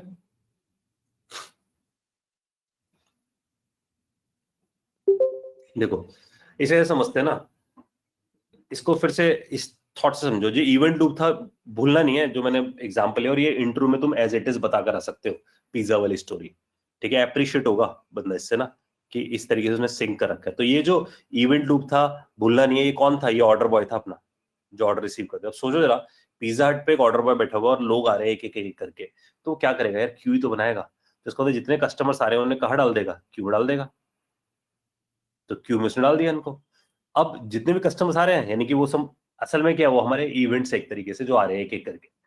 तो इवेंट लूप, यानी कि इवेंट लूप मतलब ऑर्डर बॉय किसको पढ़ेगा, तो वो रीड करेगा किसको, क्यू को। क्यू में क्या पढ़े हैं, ये सारे एक एक करके टास्क पढ़े, तो वो एक टास्क को पढ़ेगा, देखेगा कि ये टास्क सिंक है तो मैं हैंडल कर लेता हूं, अगर ये सिंक है तो बैकग्राउंड थ्रेड को देता हूं। तो दोनों केस में सिंक होगा तो खुद हैंडल कर देगा, ये सिंक होगा तो बैकग्राउंड थ्रेड को दे देगा, तो अगले कस्टमर पे आ जाएगा, यानी कि अगले क्यू में अगले एलिमेंट पे आ जाएगा, उसे पढ़ेगा, उसे प्रोसेस करेगा, फिर अगले को पढ़ेगा, फिर उसे प्रोसेस करेगा। क्योंकि इतनी सारी रिक्वेस्ट आ सकती है ना, हो सकता है ना कि तुम्हारी एप्लीकेशन में बहुत सारे बटन हो, तुम बटन प्रेस कर रहे हो, एक वेदर का डेटा लेकर आ रहा है, एक मान लो जो फ्लिपकार्ट का डेटा लेकर आ रहा है, एक सपोज क्रिकेट का डेटा लेकर आ रहा है, तो उसका मतलब वो सारे टास्क एक एक करके क्लिक क्लिक क्लिक करते जा रहे हो तुम, तो उसका मतलब सबके सब कहाँ जाते जा रहे हैं, क्यू में जाते जा रहे हैं, और उसे प्रोसेस करने के लिए one by one event loop चलता जाता है। समझ में आई बात प्रथम? तो क्यू क्यों चाहिए, ठीक है। और किसी को कोई डाउट है तो पूछ लो, ठीक है, क्योंकि देखो मेरे से तो तुम डाउट पूछ सकते हो, इंटरव्यू से डाउट नहीं पूछ पाओगे, वो तुमसे पूछेगा, क्यों, समझ रहे हो, वहां नहीं पूछ पाओगे किसी भी चीज को, हर चीज का जवाब देना पड़ेगा। पहला इंटरव्यू अगर आप लोगों ने दिया हो, किसी ने इंटरव्यू, तो आप सबको पता होगा कि किस लेवल पे चीजें पूछी जाती है, ठीक है। तो हर चीज का रीजन पता करने की कोशिश करेंगे, क्यों, किस लिए, क्या है, क्या वजह है, कैसे किया जा रहा है, सब कुछ। तो अच्छा, अभी हम देखो, हम लोगों ने ये देख लिया यार फ्यूचर वाला फंडा, और मैंने इसको बंद कर दिया। मैंने बोला कि ये जो तरीका था थोड़ा लॉन्ग वे था, इसका शॉर्टकट लिखते हैं। शॉर्टकट क्या, देखो फ्यूचर डॉट देन लिखते हैं, और ध्यान देना आप लोग, देन लिखते हैं और देन पे जाकर हम यही ब्रैकेट लगाते हैं। ये जो मैंने किया ना, दिस इज कॉल्ड, ये जो तरीका है दिस इज कॉल्ड ये हम इसको बोलते हैं कि ये हमारा ऐसा फंक्शन है जो एनानॉमियस फंक्शन है। एक ऐसा फंक्शन है एनानॉमियस, इसका मतलब ये इस फंक्शन का कोई नाम नहीं है। अब बिना नाम का फंक्शन बनाने का पर्पस क्या है, बिना नाम का फंक्शन सिर्फ तभी बनाना होता है जब सिर्फ उसे एक बार ही बुलाना हो, जब उसे सिर्फ एक ही बार बुलाना हो। तो इस केस में मैंने क्या किया, इसमें मैंने इन्वोक नहीं किया, क्योंकि बनाना ब्रैकेट के साथ करली ब्रैकेट है, इसका मतलब मैंने फंक्शन को डिफाइन किया। ध्यान देना, बनाना ब्रैकेट के साथ अगर करली ब्रैकेट लगे होते हैं तो फंक्शन डिफाइन होता है, इन्वोक नहीं होता। लेकिन इसका सिर्फ नाम नहीं है, क्योंकि मैं इसे यही रजिस्टर्ड करके छोड़ना चाहता हूं। अब मैं यहां जाकर, ध्यान देना, मैं यहां जाकर ये वाली लाइन पेस्ट कर देता हूं, और यहां जाकर स्ट्रिंग डेटा लिख कर आता हूं। डेटा का नाम डी हो, एक्स हो, कुछ भी रख सकते हो, जरूरी नहीं कि इसका नाम डेटा रखा जाए। और इसके साथ डॉट करके कैच एरर लिख कर आता हूं, और कैच एरर पे जाकर एरर लिख कर आता हूं, और यहां पर भी इसका ब्रैकेट लगा कर आता हूं, और प्रिंट एरर कर देता हूं। उससे क्या हुआ, देखो शॉर्ट हैंड हो गया कोड थोड़ा। तो हमने क्या किया, हमने बोला अगर देन होगा तो ये वाला फंक्शन चला देना, अगर एरर होगा तो फिर ये वाला फंक्शन चला देना। तो ये इंटरव्यू पूछता है एनानॉमस फंक्शंस क्यों बनाते हो, बिना नाम के फंक्शंस क्यों बनाते हो। तो आपने बताना है कि मैंने बिना नाम का फंक्शन इसलिए बनाया है क्योंकि मेरे को उसे बार बार अलग अलग जगहों से इन्वोक नहीं करना है, मुझे सिर्फ लाइन नंबर 9 पे ही से इन्वोक करना है। तो मैंने जब देन पे जरूरत पड़ी तो मैंने वही बना दिया और वही कॉल लगा दिया। ध्यान देना, मैंने वही बना दिया, वही कॉल लगा दिया। इसका मतलब बनाया, पास किया, और वो लेटर ऑन कॉल हो जाएगा। सेम काम मैंने यहाँ पर करके रख दिया, ठीक है। तो इसका मतलब ये शॉर्ट हैंड हो गया। तो हमारे पास दो तरीके हो गए, एक सिंपल फंक्शन डेफिनेशन, तो ये पूछा जाता है फंक्शन के टाइप्स बताओ। तो जब तुम फंक्शंस के टाइप बताओगे तो नॉर्मल फंक्शन है, यानी कि फंक्शन डिक्लेरेशन स्टाइल है। तो ये जो हमने देखा है ये फंक्शन डिक्लेरेशन स्टाइल है अपने पास, और अगर हम यहां देखें तो ये हमारे लिए एनानॉमस फंक्शन है। तो ये हमारा एनानॉमस फंक्शन हम लोगों ने यहां पर स्पेसिफाई किया है। प्रथम ने जैसे बोला सिमिलर टू जे क्वेरी, वहां पर भी हम एनॉमस ही बनाते हैं, ठीक है। तो ये एनॉमस जरूरी नहीं कि सिर्फ जे क्वेरी, क्योंकि जे क्वेरी पे जो जे है ना वो जावास्क्रिप्ट है, तो वो इंस्पायर्ड है सब कुछ जावास्क्रिप्ट से, ये भी इंस्पायर्ड है जावास्क्रिप्ट से, तो इसने भी वैसा फीचर दिया है। इवन जावा में भी एनॉमस फंक्शंस है आज की डेट में, ठीक है। आई होप यहां तक सबको मेरी बात समझ में आई है कि हमारे पास दो वेराइटी होगी फंक्शंस को बनाने की। अब एक और वेराइटी है फंक्शन को बनाने की, वो है शॉर्ट हैंड, वो है फैट एरो फंक्शंस। तो फैट एरो फंक्शंस क्यों बनाए जाते हैं, देखो इसके पीछे रीजन है। फैट एरो फंक्शंस बनाने का वजह होती है जहां पर सिंगल लाइन के फंक्शंस की जरूरत हो, जैसे ये था, ये सिंगल लाइन फंक्शन था, तो मैं इतना बड़ा फंक्शन ना बनाकर मैं इसे कर देता हूं कमेंट, इसकी जगह मैं ऐसा फंक्शन बना सकता हूं कॉन्स्ट इवन ऑड, ध्यान देना इवन ऑड, और यहां जाकर इंटीजर नंबर, फिर एरो, ठीक है, और फिर यहां जाकर ये स्टेटमेंट, ये स्टेटमेंट को मैंने कॉपी कर दिया और पेस्ट कर दिया, ठीक है। एक मिनट यहां एक बार चेक कर लूं मैं,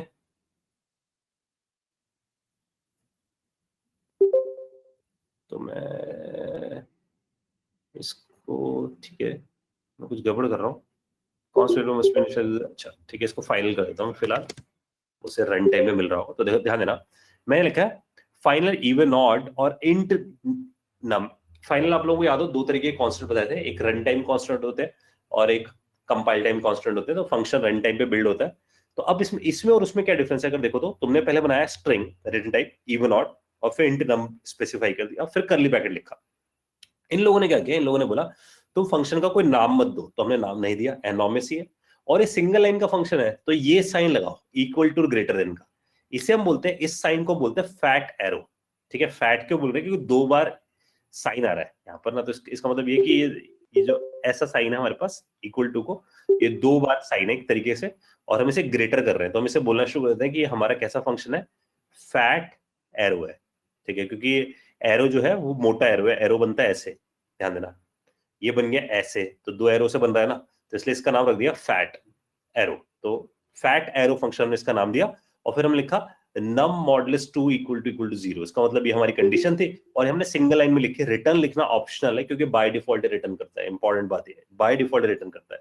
तो फैट एरो फंक्शन कहां पर चॉइस है, जब सिंगल लाइन फंक्शन बनाना है। तो जब भी तुम्हें सिंगल लाइन फंक्शन बनाने हो, तुमने बनाया, तो राइट हैंड साइड से, अगर हम राइट हैंड साइड को देखें तो राइट हैंड साइड से तुम फंक्शन बना रहे हो, उस फंक्शन का नाम यहां असाइन कर रहे हो लेफ्ट हैंड साइड में, ठीक है।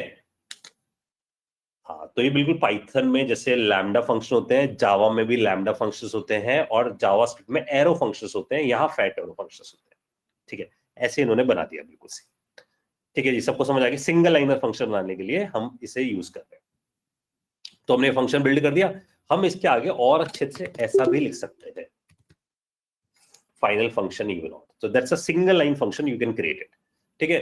तो यही सेम काम मैं यहां भी करना चाहता हूं, तो यहां करने के लिए देखो मैं क्या कर रहा हूं, मैं यहां पहुंचता हूं फ्यूचर डॉट देन की तरफ, और यहां हम स्पेसिफाई कर देते हैं। तो दानिश का क्वेश्चन है, यार दानिश देखो इसमें ना फंडा ये है कि जब हम यहां स्पेसिफाई कर रहे हैं ना फैट एरो फंक्शन, तो फैट एरो फंक्शन का मतलब है शॉर्ट हैंड है। जैसे कभी तुमने ये वर्ड सुना है ना, जब तुम लोग आपस में बात करते हो व्हाट्सएप वगैरह पे, तो सब आजकल यूज करते हो ना ये LOL, ठीक है ना, ASAP, TBD, बहुत सारे लोगों को पता होगा ना इन सबका मतलब। तो ये सब क्या है, शॉर्ट हैंड है या नहीं। तो जैसे ASAP है एज सुन एज पॉसिबल, तो हम इसके अंदर सुन तो नहीं ढूंढेंगे ना कि इसकी स्पेलिंग कहाँ है, तो ऐसे समझना ये भी एक शॉर्ट हैंड है। तो जब भी हम फैट एरो फंक्शन की बात करेंगे ना, शॉर्ट हैंड है।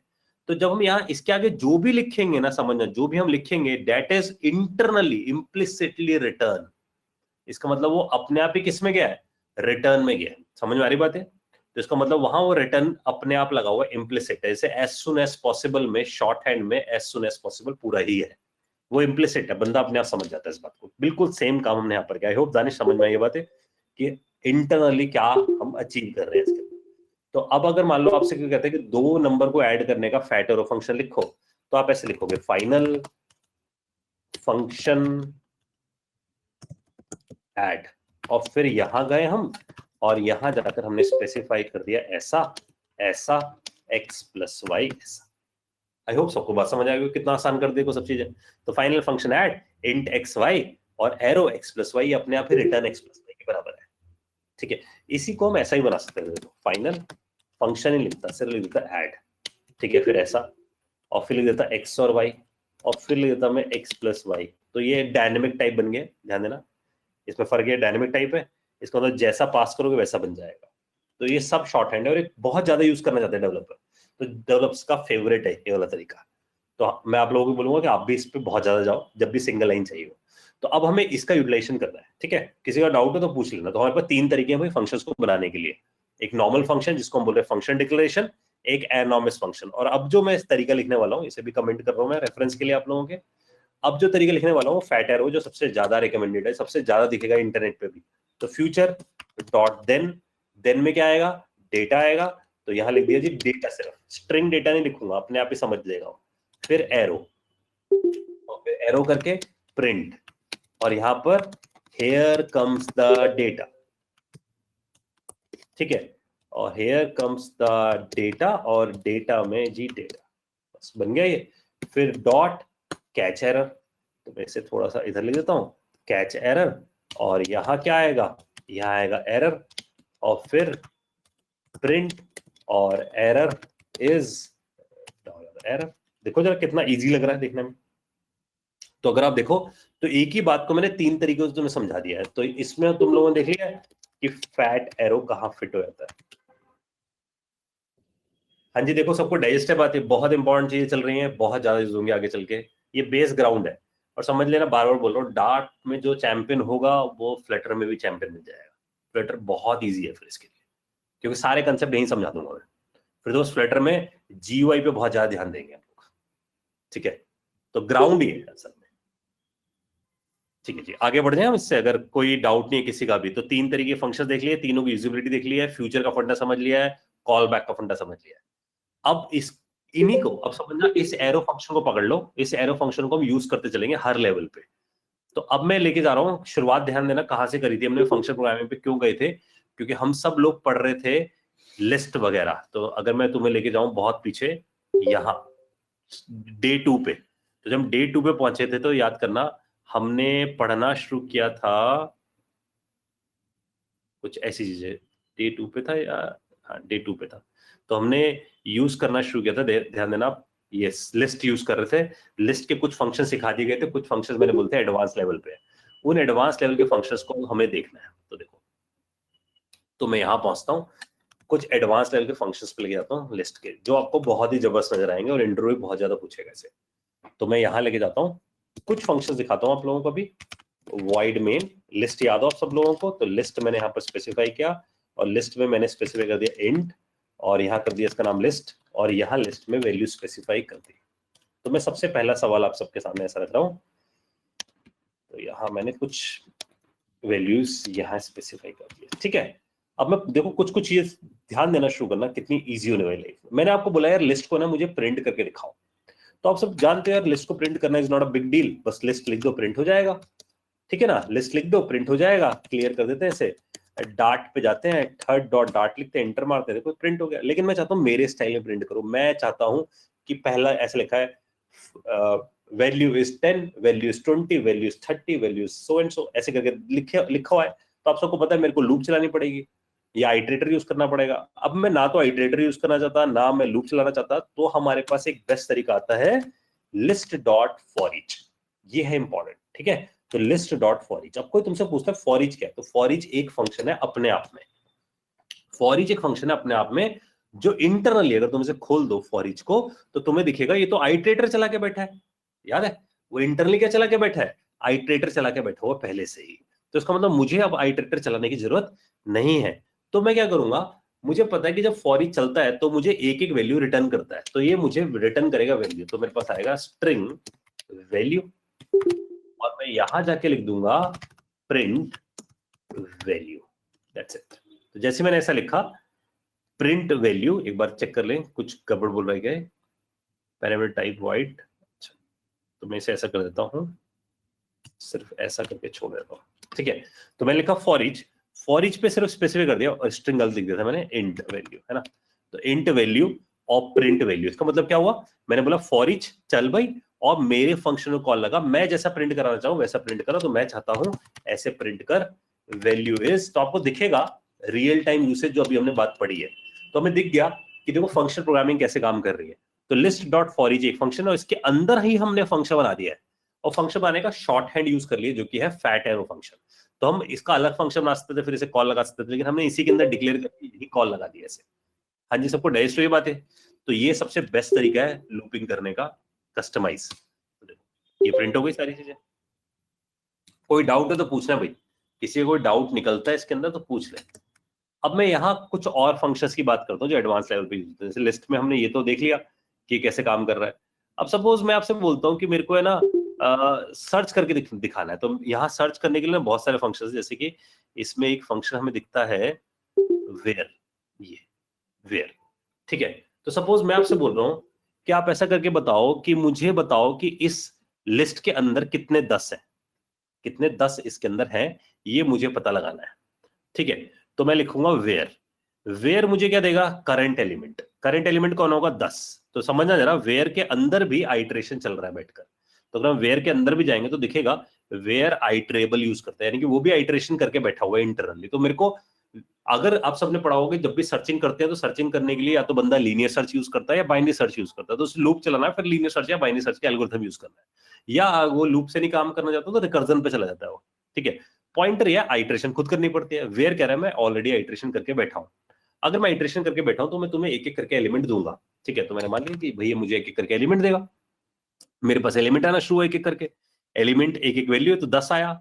अब मैं चेक करना चाहता हूँ क्या वो जो 10 है, क्या वो जो 10 मेरे पास आ रहा है क्या वो 10 के बराबर है या नहीं है, तो ये मुझे बताएगा। तो अगर हम यहां देखें इस वेयर की डेफिनेशन, तो वेयर कह रहा है कि मैं चेक करूंगा कि अगर 10 10 के बराबर है तो मैं एक आइट्रेबल बना दूंगा 10 का, जिसमें सारे 10 इकट्ठे कर दूंगा। तो मैंने क्या किया, मैंने जाके देखो यहाँ लिखा एलिमेंट इक्वल टू 10। तो इसका मतलब क्या हुआ, 10 मिला, 10 एलिमेंट में आया, और वो चेक कर रहा है 10 10 के बराबर है, ट्रू है तो अपने पास से रख लेगा। फिर 20 10 के बराबर नहीं है, फॉल्स है तो नहीं रखेगा। 30 नहीं है, 8 नहीं है, 1 नहीं है, 90 नहीं है, 100 नहीं है, फिर 10 मिला तो 10 10 के बराबर रख लेगा अपने पास। जब ये रखेगा तो ये क्या करेगा, ये एक आइट्रेबल दे देगा। ध्यान से सुना, ये मेरे को क्या दे देगा, आइट्रेबल देगा, तुम इसे आइट्रेट करके चेक कर लो। मैं कह रहा हूँ मेरे को आइट्रेबल नहीं चाहिए, मुझे एक लिस्ट चाहिए निकाल के, तो मैं बोलूंगा इसको, इस आइट्रेबल को लिस्ट में कन्वर्ट कर दो। तो टू लिस्ट से मैंने इसे लिस्ट में कन्वर्ट कर दिया, ये मेरे पास लिस्ट आ गई, और मैं कहता हूं मेरे पास निकल कर आ गई जी लिस्ट इंट ऑफ सब लिस्ट। तो मेरे पास क्या निकल कर आ गई, एक सब लिस्ट निकल कर आ गई, और मैंने बोला प्रिंट सब लिस्ट इज डॉलर सब लिस्ट। तो मेरे पास क्या निकल कर आ गई, एक सब लिस्ट निकल कर आ गई। हाँ जी, सबको मेरी बात समझ में आ रही है, सबको क्लियर हुआ है बात। देखो कोई डाउट है तो पूछना भाई मेरे से। तो तुम्हें क्या सीखने को मिला कि अगर तुम्हें किसी रिकॉर्ड को ढूंढना है तो तुम किसे यूज कर सकते हो, वेयर को यूज कर सकते हो। वेयर जाकर तुम्हारी कंडीशन के बेस पे ढूंढना शुरू कर देगा, और तुमने कुछ नहीं लिखा। अगर तुम ध्यान से देखो, तुमने ना तो बाइनरी सर्च लिखी है ना तुमने लीनियर सर्च लिखी है, सिर्फ तुमने क्राइटेरिया लिखा है सर्चिंग करने का, और उसको शॉर्ट हैंड लिखने के लिए तुमने किसे यूज कर लिया, फैट एरो को। तुमने सिर्फ उसका लॉजिक लिख के छोड़ दिया, बस दैट्स इट। अब आते हैं देखो यहाँ, इसे क्लियर करते हैं। तो तुम्हें समझ में आया, प्रिंटिंग करने का भी तुमने सिर्फ लॉजिक लिख के छोड़ा है, तुमने लूप नहीं चलाई है। तो अगर हम दिखे तो सब लिस्ट में देखो क्या आ गए हैं, सब लिस्ट में निकल कर आ गए तुम्हारे पास कितने 10 है, 2 बार 10 है। क्लियर होगी सबको बात। अब मैं अगर तुमसे बोलूं कि तुम वो एलिमेंट ढूंढ के लेकर आओ जो सपोज मेरे पास 50 से अबव है, सिर्फ वो एलिमेंट ढूंढ के आओ जो 50 से अबव है, तो क्या चेंज करना पड़ेगा इसके अंदर, इस कोड के अंदर?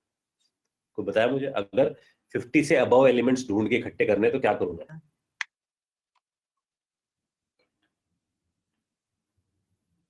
बताओ भाई। बस प्रथम ने ऐसे बताया, बहुत छोटा सा काम करना है, ग्रेटर देन 50 कर दिया जाए बस। तो अगर तुम ध्यान से लर्निंग लो तो तुम्हें समझ आएगा तुम कर क्या रहे हो इसके अंदर। सिर्फ कंडीशन स्पेसिफाई कर रहे हो, कोई बड़ा लेवल का कोई लॉजिक लिख रहे। सर्चिंग इतनी आसान कर दी है लोगों ने, एक लाइन का सर्चिंग एल्गोरिथम है, कभी नहीं देखा होगा कि एक लाइन में हम सर्चिंग एल्गोरिथम्स बना सकते हैं, ठीक है। ये हमारे पास आ गया। अब इसी तरीके से अगर मेरे को सॉर्टिंग भी करनी है एलिमेंट्स की, तो मैं सॉर्टिंग भी करके आ सकता हूँ। सॉर्टिंग करने के लिए देखो क्या है, लिस्ट डॉट सॉर्ट, और सॉर्ट करते हुए कहता है देखो सॉर्टिंग का एल्गोरिथम पहले से लिखा हुआ है इंटरनली, तुम ये बताओ कि तुम सॉर्टिंग करना कैसे चाहते हो। तो तुमने लिखा लिस्ट डॉट सॉर्ट, तो कहता है पहला एलिमेंट मैं 10 रखूंगा, अगला एलिमेंट 20 रखूंगा, तो तुम यहां रख लो int first int second, first और सेकंड आ गए तो पहला एलिमेंट 10 है, अगला एलिमेंट 20 है। अब तुम क्या करो, तुम ये करो कि भाई मेरे को अगर सॉर्टिंग करनी होती है तो मुझे सिर्फ ये पता लगाना जो मेरा पहला एलिमेंट है यानी कि 10 वो छोटा है, 20 बड़ा है। तो तुम इसे पता लगाने के लिए बस इतना काम कर दो, फर्स्ट में से माइनस कर दो किसको, सेकंड को। फर्स्ट में से माइनस कर दो सेकंड को। ठीक है जी, सबको मेरी बात समझ में आ रही है? तो फर्स्ट में से माइनस कर दो सेकंड को। तो जैसे तुमने ऐसा किया तो क्या होगा, अल्टीमेटली कुछ ऐसा होगा। अभी प्रथम मैं आपके क्वेश्चन का आंसर दूंगा। तो क्या होगा, 10 में से 20 को माइनस करेगा तो नेगेटिव वैल्यू होगी। नेगेटिव आएगी तो समझ जाएगा कि 10 सही जगह पे। अगर पॉजिटिव आती, मान लो यहाँ होता 100 और यहाँ होता 20, तो 100 में से 20 को माइनस करता, पॉजिटिव आती तो वो शफल कर देता अपने आप, तो अपने आप एक्सचेंज कर देता। क्योंकि उसका एल्गोरिथम कैसे चल रहा है, वो कहता है जब भी मैं सॉर्टिंग करता हूँ, जब भी वैल्यू नेगेटिव आती है मेरे पास तो मैं समझ जाता हूँ वो छोटी है, तो छोटी वैल्यू नेगेटिव से रिप्रेजेंट होती है। जब भी दो वैल्यू कंपेयर किया जाता है तो वो इंटरनली पता लगाता है कि अगर पहली वैल्यू छोटी है तो मैं उसे -1 मानूंगा, बड़ी है तो 1 मानूंगा। 1 है तो शफलिंग करनी है, -1 है तो शफलिंग नहीं करनी है। ठीक है, तो मैंने यहाँ पर भी ऐसे ही रखा। तो इसके बेसिस पे शफलिंग करेगा। और ये भी हमें क्या देगा, ध्यान देना, ये भी हमें एक आइट्रेबल ही देगा। तो मुझे क्या करना पड़ेगा, तो सबसे पहले मैं इसका ब्रैकेट बंद करूं यहाँ पर, फिर यहाँ जाकर, तो मैंने यहाँ तो लिख दिया जी, 1 मिनट, ये तो ठीक लिख दिया मैंने। एक बार मैं यहाँ सॉर्ट को खोल दूं तो वॉइड है सॉर्ट। ठीक है, ये मेरे को कुछ रिटर्न नहीं करेगा, वॉइड है, गलती से बोल दिया। तो वॉइड है तो इसका मतलब ओरिजिनल लिस्ट को ही चेंज करके आ जाएगा। ओरिजिनल लिस्ट को चेंज करके आ जाएगा तो यहाँ कहते हैं आफ्टर सॉर्ट इज। अब अगर आप इस सब की वैल्यू समझो तो समझना कि जब तुम कोई एप्लीकेशन बनाओगे तो उस एप्लीकेशन में सर्चिंग सॉर्टिंग भी तो दोगे ना। जैसे फ्लिपकार्ट पे जाके सर्च और सॉर्ट दोनों का ऑप्शन होता है, तो तुम सर्च और सॉर्ट का एल्गोरिथम थोड़ी लिखोगे, इससे यूज करोगे। ठीक है, तो ये हमने किया, क्लियर करते हैं और यहां से इसे चलाते हैं तो तुम्हें दिखेगा आफ्टर सॉर्ट, देखो जरा, ये सारे एलिमेंट सॉर्ट हो गए। ठीक है, तो प्रथम का क्वेश्चन है क्या हम इसे लिस्ट में कन्वर्ट, सेट में कन्वर्ट कर सकते हैं? लिस्ट को कर सकते हैं बिल्कुल। तो अपने पास जो लिस्ट है, तो अगर हम लिस्ट पे जाएं तो टू सेट नाम से मेथड होता है। अगर हम ऐसा करें तो हमारी लिस्ट सेट में कन्वर्ट हो जाएगी, लेकिन डुप्लीकेट एलिमेंट रिमूव हो जाएंगे। हाँ जी, सबको मेरी बात समझ आई है? तो जैसे हमने यहाँ टू लिस्ट से लिस्ट में कन्वर्ट कर दिया, ऐसे हम लिस्ट को आगे चल के सेट में भी कन्वर्ट कर सकते हैं। ये क्लियर हो गया सबको कि सॉर्ट कैसे काम कर रहा है? अब एक सवाल उठता है, अगर तुम ये सॉर्ट का एल्गोरिथम लिख रहे हो तो अगर तुम्हें को बोलता है कि तो असेंडिंग डिसेंडिंग करोगे तो कैसे करोगे? तो बस यही कोड रखना है सेम, बस इसी कोड को कॉपी करो, पेस्ट करो और यहां जाके तुम स्पेसिफाई कर दो second minus first, that's it. बस इतना करना है तो ये कैसे हो जाएगा, डिसेंडिंग ऑर्डर में बन जाएगा। तो देखो, ठीक है, बड़े पहले आने लगे, छोटे बाद में आ रहे। तो असेंडिंग डिसेंडिंग का फंडा भी समझ आ गया सब लोगों को कैसे काम कर रहा है। इसके साथ साथ एक और बात पे भी इंपॉर्टेंस दो। तो हमें ये तो समझ आ गया। अब सवाल ये उठते, कोई तुमसे ये भी पूछता है इंटरव्यू के टाइम पे कि अगर अपने पास लिस्ट ऑफ स्ट्रिंग हो और उसके अंदर नेम्स पड़े हो और उसको तुम्हें सॉर्ट करना हो तो सपोज मान लो जी, यहाँ मैं डाल दिया राम, यहाँ डाल दिया मैंने अमित, यहाँ डाल दिया अनिल, यहाँ डाल दिया मैंने श्याम, ठीक है, यहाँ डाल दिया मैंने माइक, यहाँ डाल दिया टिम। अब मुझे क्या करना है, इसे सॉर्ट करना है। ठीक है, अच्छा जी, एक क्वेश्चन आया है लाइन नंबर 8, तो समझना यार। तो देखो सीधा है फंडा। फंडा क्या कर रखा है इन लोगों ने, इसको अगर बहुत बहुत दिमाग लगा के समझने की कोशिश करेंगे हम सब लोग तो बहुत अच्छे से समझ आएगी। जैसे अपने पास 10 है, 2 है, 8 है, 5 है, ये अपने पास लिस्ट में पड़ा है, मान लो ये लिस्ट में पड़ा है। अब हमें सॉर्ट करना है, तो जब हम सॉर्ट करेंगे तो हम कोई ना कोई एल्गोरिथम सीख कर आते हैं ना कॉलेज में। बबल सॉर्ट पढ़ते हो तुम लोग, या तुम सिलेक्शन सॉर्ट पढ़ के आते हो, या मर्ज सॉर्ट पढ़ के आते हो। अब तुम कौन सी सॉर्ट यूज करना शुरू करोगे, ये किस पे डिपेंड करता है कि तुम कौन सी सॉर्ट लगाओगे। अगर तुम लोग एल्गोरिथम लिखो तो मर्ज लगाओगे, क्विक लगाओगे, सिलेक्शन लगाओगे, बबल लगाओगे, ये डिपेंड करेगा हमेशा किसके ऊपर, पता है, इनपुट्स के ऊपर, कि हमारे पास इनपुट्स कितने।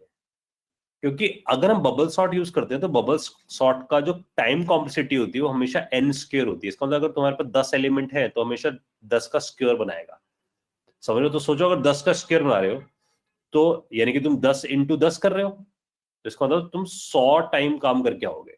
लेकिन अब सोचो अगर तुम्हारे एलिमेंट ही 1000 है तो 1000 का स्क्वायर करोगे तो इसका मतलब 3 और फिर ये 3, समझ आ रही बात? तो इसका मतलब तुम इतने सारे कंपैरिजन करके आओगे, नहीं 10 लाख बार काम करके आओगे। तो द प्रॉब्लम इज कि बबल सॉर्ट में जब हमारे पास डेटा बढ़ना शुरू होगा तो हमारे पास टाइम कॉम्प्लेक्सिटी इंक्रीज हो जाएगी। इसलिए कुछ आसान सॉर्ट्स है, मतलब कुछ ऐसी सॉर्ट्स है जिसकी टाइम कॉम्प्लेक्सिटी कम है, जिनकी time complexity n log n है, जो कि बेटर है किससे, n स्क्वायर से। तो हम इसकी तरफ जाएंगे। तो इन लोगों ने इस हेडेक को खत्म किया, कहते हैं ये डेवलपर की हेडेक है अगर वो ऐसा करता है तो, कि कौन सा सॉर्ट यूज करेगा। तो इससे वो क्या करता है, performance of a system degrade कर सकता है। तो उन्होंने बोला ये सब चीजें हम क्या कर देते हैं, तुम्हारे लिए एब्स्ट्रैक्ट करते हैं, हम अंदर लगा के खुद डिसाइड करेंगे, तो ये तुम भूल जाओ कि तुम ऐसा करो। समझ में आ रही है आप सबको मेरी बात? तो ये सब चीजें उन्होंने छुपा दी। जब ये सारी चीजें उन्होंने छुपाई इसके अंदर से, तो एक बार मैं इसे हटाया था, तो जब ये सारी चीजें इन्होंने हटाई, छुपा दी, तो इसका मतलब क्या हुआ, इंटरनली हमें समझ आना चाहिए यार कि सॉर्ट का ना लॉजिक पहले से लिखा हुआ है सॉर्ट नाम के फंक्शन के अंदर। अगर सॉर्ट नाम के फंक्शन के अंदर लिखा गया तो उसे जेनरिक बनाया गया। जेनरिक बनाने का मतलब एक ऐसा फंक्शन बना दिया गया जो सबके लिए काम आए। अब सोचना भाई, जो क्वेश्चन है इस पर जरा बहुत ध्यान से सोचना शुरू करना, ऐसा फंक्शन जो हर तरीके की सॉर्ट कर सकता है, हाउ इट इज पॉसिबल। तो उसने बोला देखो, मुझे सॉर्टिंग करने के लिए मुझे ट्रिगरिंग चाहिए, मुझे -1 देना अगर तुम्हारा पहला एलिमेंट, फर्स्ट एलिमेंट, 1 बोल रहा हूं, फर्स्ट एलिमेंट छोटा है किससे, सेकंड एलिमेंट से, यानी कि 10 अगर छोटा है 20 से, तो मेरे को नेगेटिव वैल्यू चाहिए जिससे पता लगा लूंगा कि छोटा है। लेकिन अगर बड़ा है तो 1 दे देना, यानी कि अगर 1 बड़ा है, पहला एलिमेंट बड़ा है सेकंड से, तो ये दे देना। अगर बराबर है, 1 बराबर है किसके, सेकंड के, तो मुझे 0 दे देना। ये इसकी ट्रिगरिंग पॉइंट है। तो कहते हैं इसके बेसिस पे मैं एलिमेंट्स को स्वैप करूंगा। ये इंटरनली किसके अंदर लिखा गया, सॉर्ट के अंदर। आप सॉर्ट को खोल के देख सकते हो कि उसने ऐसा किया है। तो ये हमें समझ में आ गया, ऐसा करके बैठा है। तो मैंने क्या किया, मैंने बहुत सिंपल लॉजिक लगाया, मैंने कहा यार 10 को है ना सीधा माइनस कर दो 2 से, यानी कि फर्स्ट एलिमेंट 2 से माइनस कर दो, तो तुम्हारे पास रिजल्ट क्या आएगा यार, रिजल्ट आएगा 8। 8 तो पॉजिटिव वैल्यू है ना, तो पॉजिटिव है तो इन दोनों की वो शफलिंग लॉजिक चला देगा अपने आप ही, यानी कि इसके बीच में क्या कर देगा, स्वैप करके आ जाएगा। क्यों? क्योंकि यही तो बात लिखी थी कि अगर पॉजिटिव है तो स्वैप करना है असेंडिंग ऑर्डर के अंदर। आई होप ये बात समझ में आ गई है कि क्या किया गया है इसके अंदर। तो that is a short hand. तो जब मैंने ठीक इसका उल्टा किया, तो मैंने कहा कि भाई एक काम करो, 10 को 20 में से जब माइनस करो, अगर पॉजिटिव आएगा तो शफल मत करना, नेगेटिव आएगा तो शफल कर देना, क्योंकि डिसेंडिंग ऑर्डर मेंटेन करना। तो this is the science behind this function, कि वो कैसे काम कर रहा है। तो मैंने इसमें शॉर्ट हैंड निकाल दिया इस तरीके से। ठीक है, क्लियर है बातें सबको? जिनका क्वेश्चन था क्लियर है कि ये कैसे काम कर रहा है ये सब चीजें, और ये -1, 1 और 0 हमें समझ आना जरूरी है। इन लोगों ने इसके साथ साथ, क्योंकि मैंने एक ट्रिक दिखाई आप लोगों ने, इन लोगों ने इसके साथ साथ एक और तरीका भी बना रखा है। अगर आप नहीं चाहते ऐसा करना तो एक और पॉइंट है मेरे पास, तो वो है लिस्ट डॉट सॉर्ट, और फिर आपने जाकर यहां स्पेसिफाई कर दिया इंट फर्स्ट, इंट सेकंड और एरो। अब ध्यान देना मेरी बात पे, मैं यहां जाकर लिखता हूं first dot compare to second. ये वो मैजिक है जो मैं आपको दिखा रहा था माइनस से।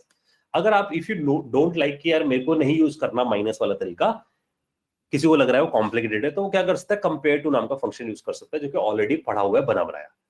उस फंक्शन को अगर हम खोल के देखें कंपेयर टू को, तो कंपेयर टू साफ बोलता है, अगर आप यहां जाके देखोगे तो साफ बोलता है जो मैंने अभी आपको समझाया है। कहता है 1 छोटा है 2 से तो -1 दूंगा, 2 बड़ा है 1 से तो 1 दूंगा, और 1 1 के बराबर है तो 0 दूंगा। तो ये सब कुछ किसके अंदर लिखा गया है, कंपेयर टू नाम के फंक्शन के अंदर। ये जो कंपेयर टू नाम का फंक्शन है, अगर हम इसको जाके देखें तो कंपेरेबल नाम के इंटरफेस के अंदर से आ रहा है। ठीक है, किसी ने जावा पढ़ो तो वहां से ऐसा स्टाइल निकाला गया, कंपेरेबल नाम के इंटरफेस से बनाया गया। तो इसका मतलब जितने भी डेटा टाइप्स हम पढ़ते हैं वो सबके सब इस कंपेरेबल नाम के इंटरफेस को इंप्लीमेंट करके बैठे। ठीक है, तो ये कुछ हुआ हुआ इंटरनली। आई होप क्लियर हो गया हो सबको। तो इसी से हमें क्या बात समझनी जरूरी है कि मैंने बोला ना, सारे डेटा टाइप्स कंपेरेबल नाम के इंटरफेस को इंप्लीमेंट करके बैठे हैं, यानी कि स्ट्रिंग भी ऐसा करके बैठा है। खोल दो स्ट्रिंग को, स्ट्रिंग को खोलते तुम्हें दिख जाएगा कि वो कंपेरेबल नाम के इंटरफेस को इंप्लीमेंट करके बैठा है। और कंपेरेबल को खोलने से तुम्हें समझ में आएगा कि उसके पास कौन सा मेथड है, कंपेयर टू, उस पे सेमीकोलन है, तो ये एब्स्ट्रैक्ट मेथड है। ठीक है, यहाँ इंटरफेस नाम का कोई वर्ड नहीं होता, तो यहाँ पर हम क्लास ही बनाते हैं। ठीक है, लेकिन ये इंटरफेस की तरह एक्ट कर रहा है। तो पॉइंटर इसकी, अब कोई मेरे को बोलता है कि नेम्स को अगर सॉर्ट करके आ जाओ तो तुम्हारा माइनस वाली अप्रोच कभी काम नहीं करेगी, क्योंकि राम में से हम अमित को माइनस नहीं कर सकते। तो हमें क्या करना पड़ेगा, हमें यहां जाकर फर्स्ट लेना है, यहां जाकर हमें सेकंड को लेना है, और यहां जाके हमें एरो लगाना है, और यहां जाके मुझे बोलना है first dot compare to second. ये बोलना जरूरी है। ठीक है, तो पहले नाम को दूसरे नाम से कंपेयर करके असेंडिंग ऑर्डर में रिजल्ट देगा, और हम यहां जाकर चेक कर पाएंगे आफ्टर सॉर्ट, जो अपने पास नेम्स आर डॉलर और नेम्स, ये हमने लिख दिया। ठीक है, तो इस तरीके से, तो जनरलाइज तरीका क्या हुआ, कंपेयर टू यूज करो हर जगह। तो अगर डिसेंडिंग ऑर्डर करना तो उल्टा कर देना, second dot compare to first. हाँ जी, सबको डाइजेस्ट है मेरी बात? क्लियर करते हैं इसे। तो बहुत इंपॉर्टेंट कंसेप्ट है सब, बहुत काम आएंगे, इसके बिना कुछ हो ही नहीं पाएगा। तो देखो जी सॉर्ट हो गए, तो अमित, अनिल, माइक, राम, श्याम, टिम, ये सब आ गए हमारे पास। कोई डाउट है, कोई क्वेरी है, पूछ लो। तो ये हम लोगों ने आज के सेशन के हिसाब से चीजें देख ली हैं। इसमें कोई डाउट आ रहा है किसी के दिमाग में तो वो पूछ सकता है, ठीक है। तो अभी एक किक स्टार्ट लिया भाई, अभी तो ना, अभी तो बहुत सारे फंक्शंस है इसके अंदर जो हमें देखने हैं अभी। तो समझने वाली बात है, सब कुछ वन लाइनर कोड हो गया, मजेदार चीज है। इसलिए फैट एरो फंक्शन को भूलना नहीं आप लोगों ने, ठीक है। तो बहुत कमाल की चीज है, फ्यूचर नहीं भूलना है वाला फंडा, ठीक है। ये सब पूछे जाते हैं इसलिए इंटरव्यू। तो मैं यहाँ आ जाता हूँ और यहाँ मैं आपका कोड अपलोड कर रहा हूँ। इतने जब तक मैं कोड अपलोड कर रहा हूँ आप अपना क्वेश्चंस क्वेरी पूछ सकते हो, इसलिए वॉक थ्रू जरूर करना आज के सेशन को अच्छे से।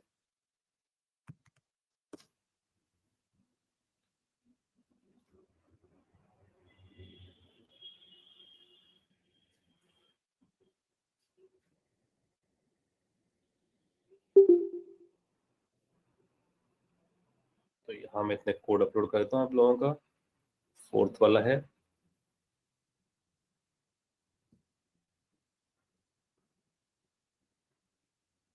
कंपेयर टू केस इंसेंसिटिव होता है।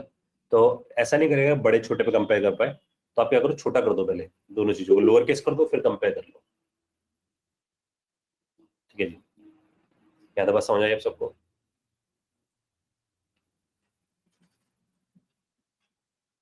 रोशन, अगर कुछ ब्रेन मतलब ऐसा कुछ पढ़ना है थियोरेटिकल वाला सेक्शन, तो ब्लॉग से पढ़ा है ब्रेन मेंटर्स के, तो वहां जाकर आप इनिशियल ब्लॉग्स पढ़ सकते हो। तो फ्लटर के और मैंने कुछ ब्लॉग्स राइट कर रखे, वहां जाकर आप देख सकते हो, ठीक है जी। हाँ जी, आई होप ये बात समझ आ गई होगी प्रथम को भी, कि केस सेंसिटिव नहीं होता तो पहले लोअर केस में अपर केस में कन्वर्ट कर दो नेम्स को रन टाइम पे।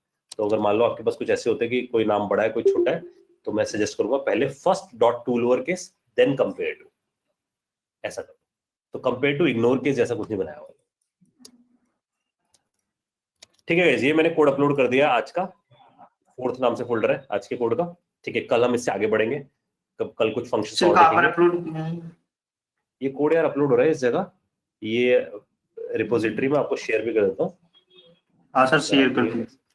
ये मैंने चैट विंडो पे डाल दिया, तो अगर आप चैट विंडो पे देखोगे तो चैट पे लिंक भेज दिया मैंने आपको, तो जिसको भी एक्सेस करना है वो यहाँ से एक्सेस कर सकता है। सारा कोड अभी तक क्लास का यहीं पे है। ओके सर, ठीक है। Okay guys, so I'm going to wind up the session and we will meet tomorrow. Thank you guys to attend the session. Thank you sir.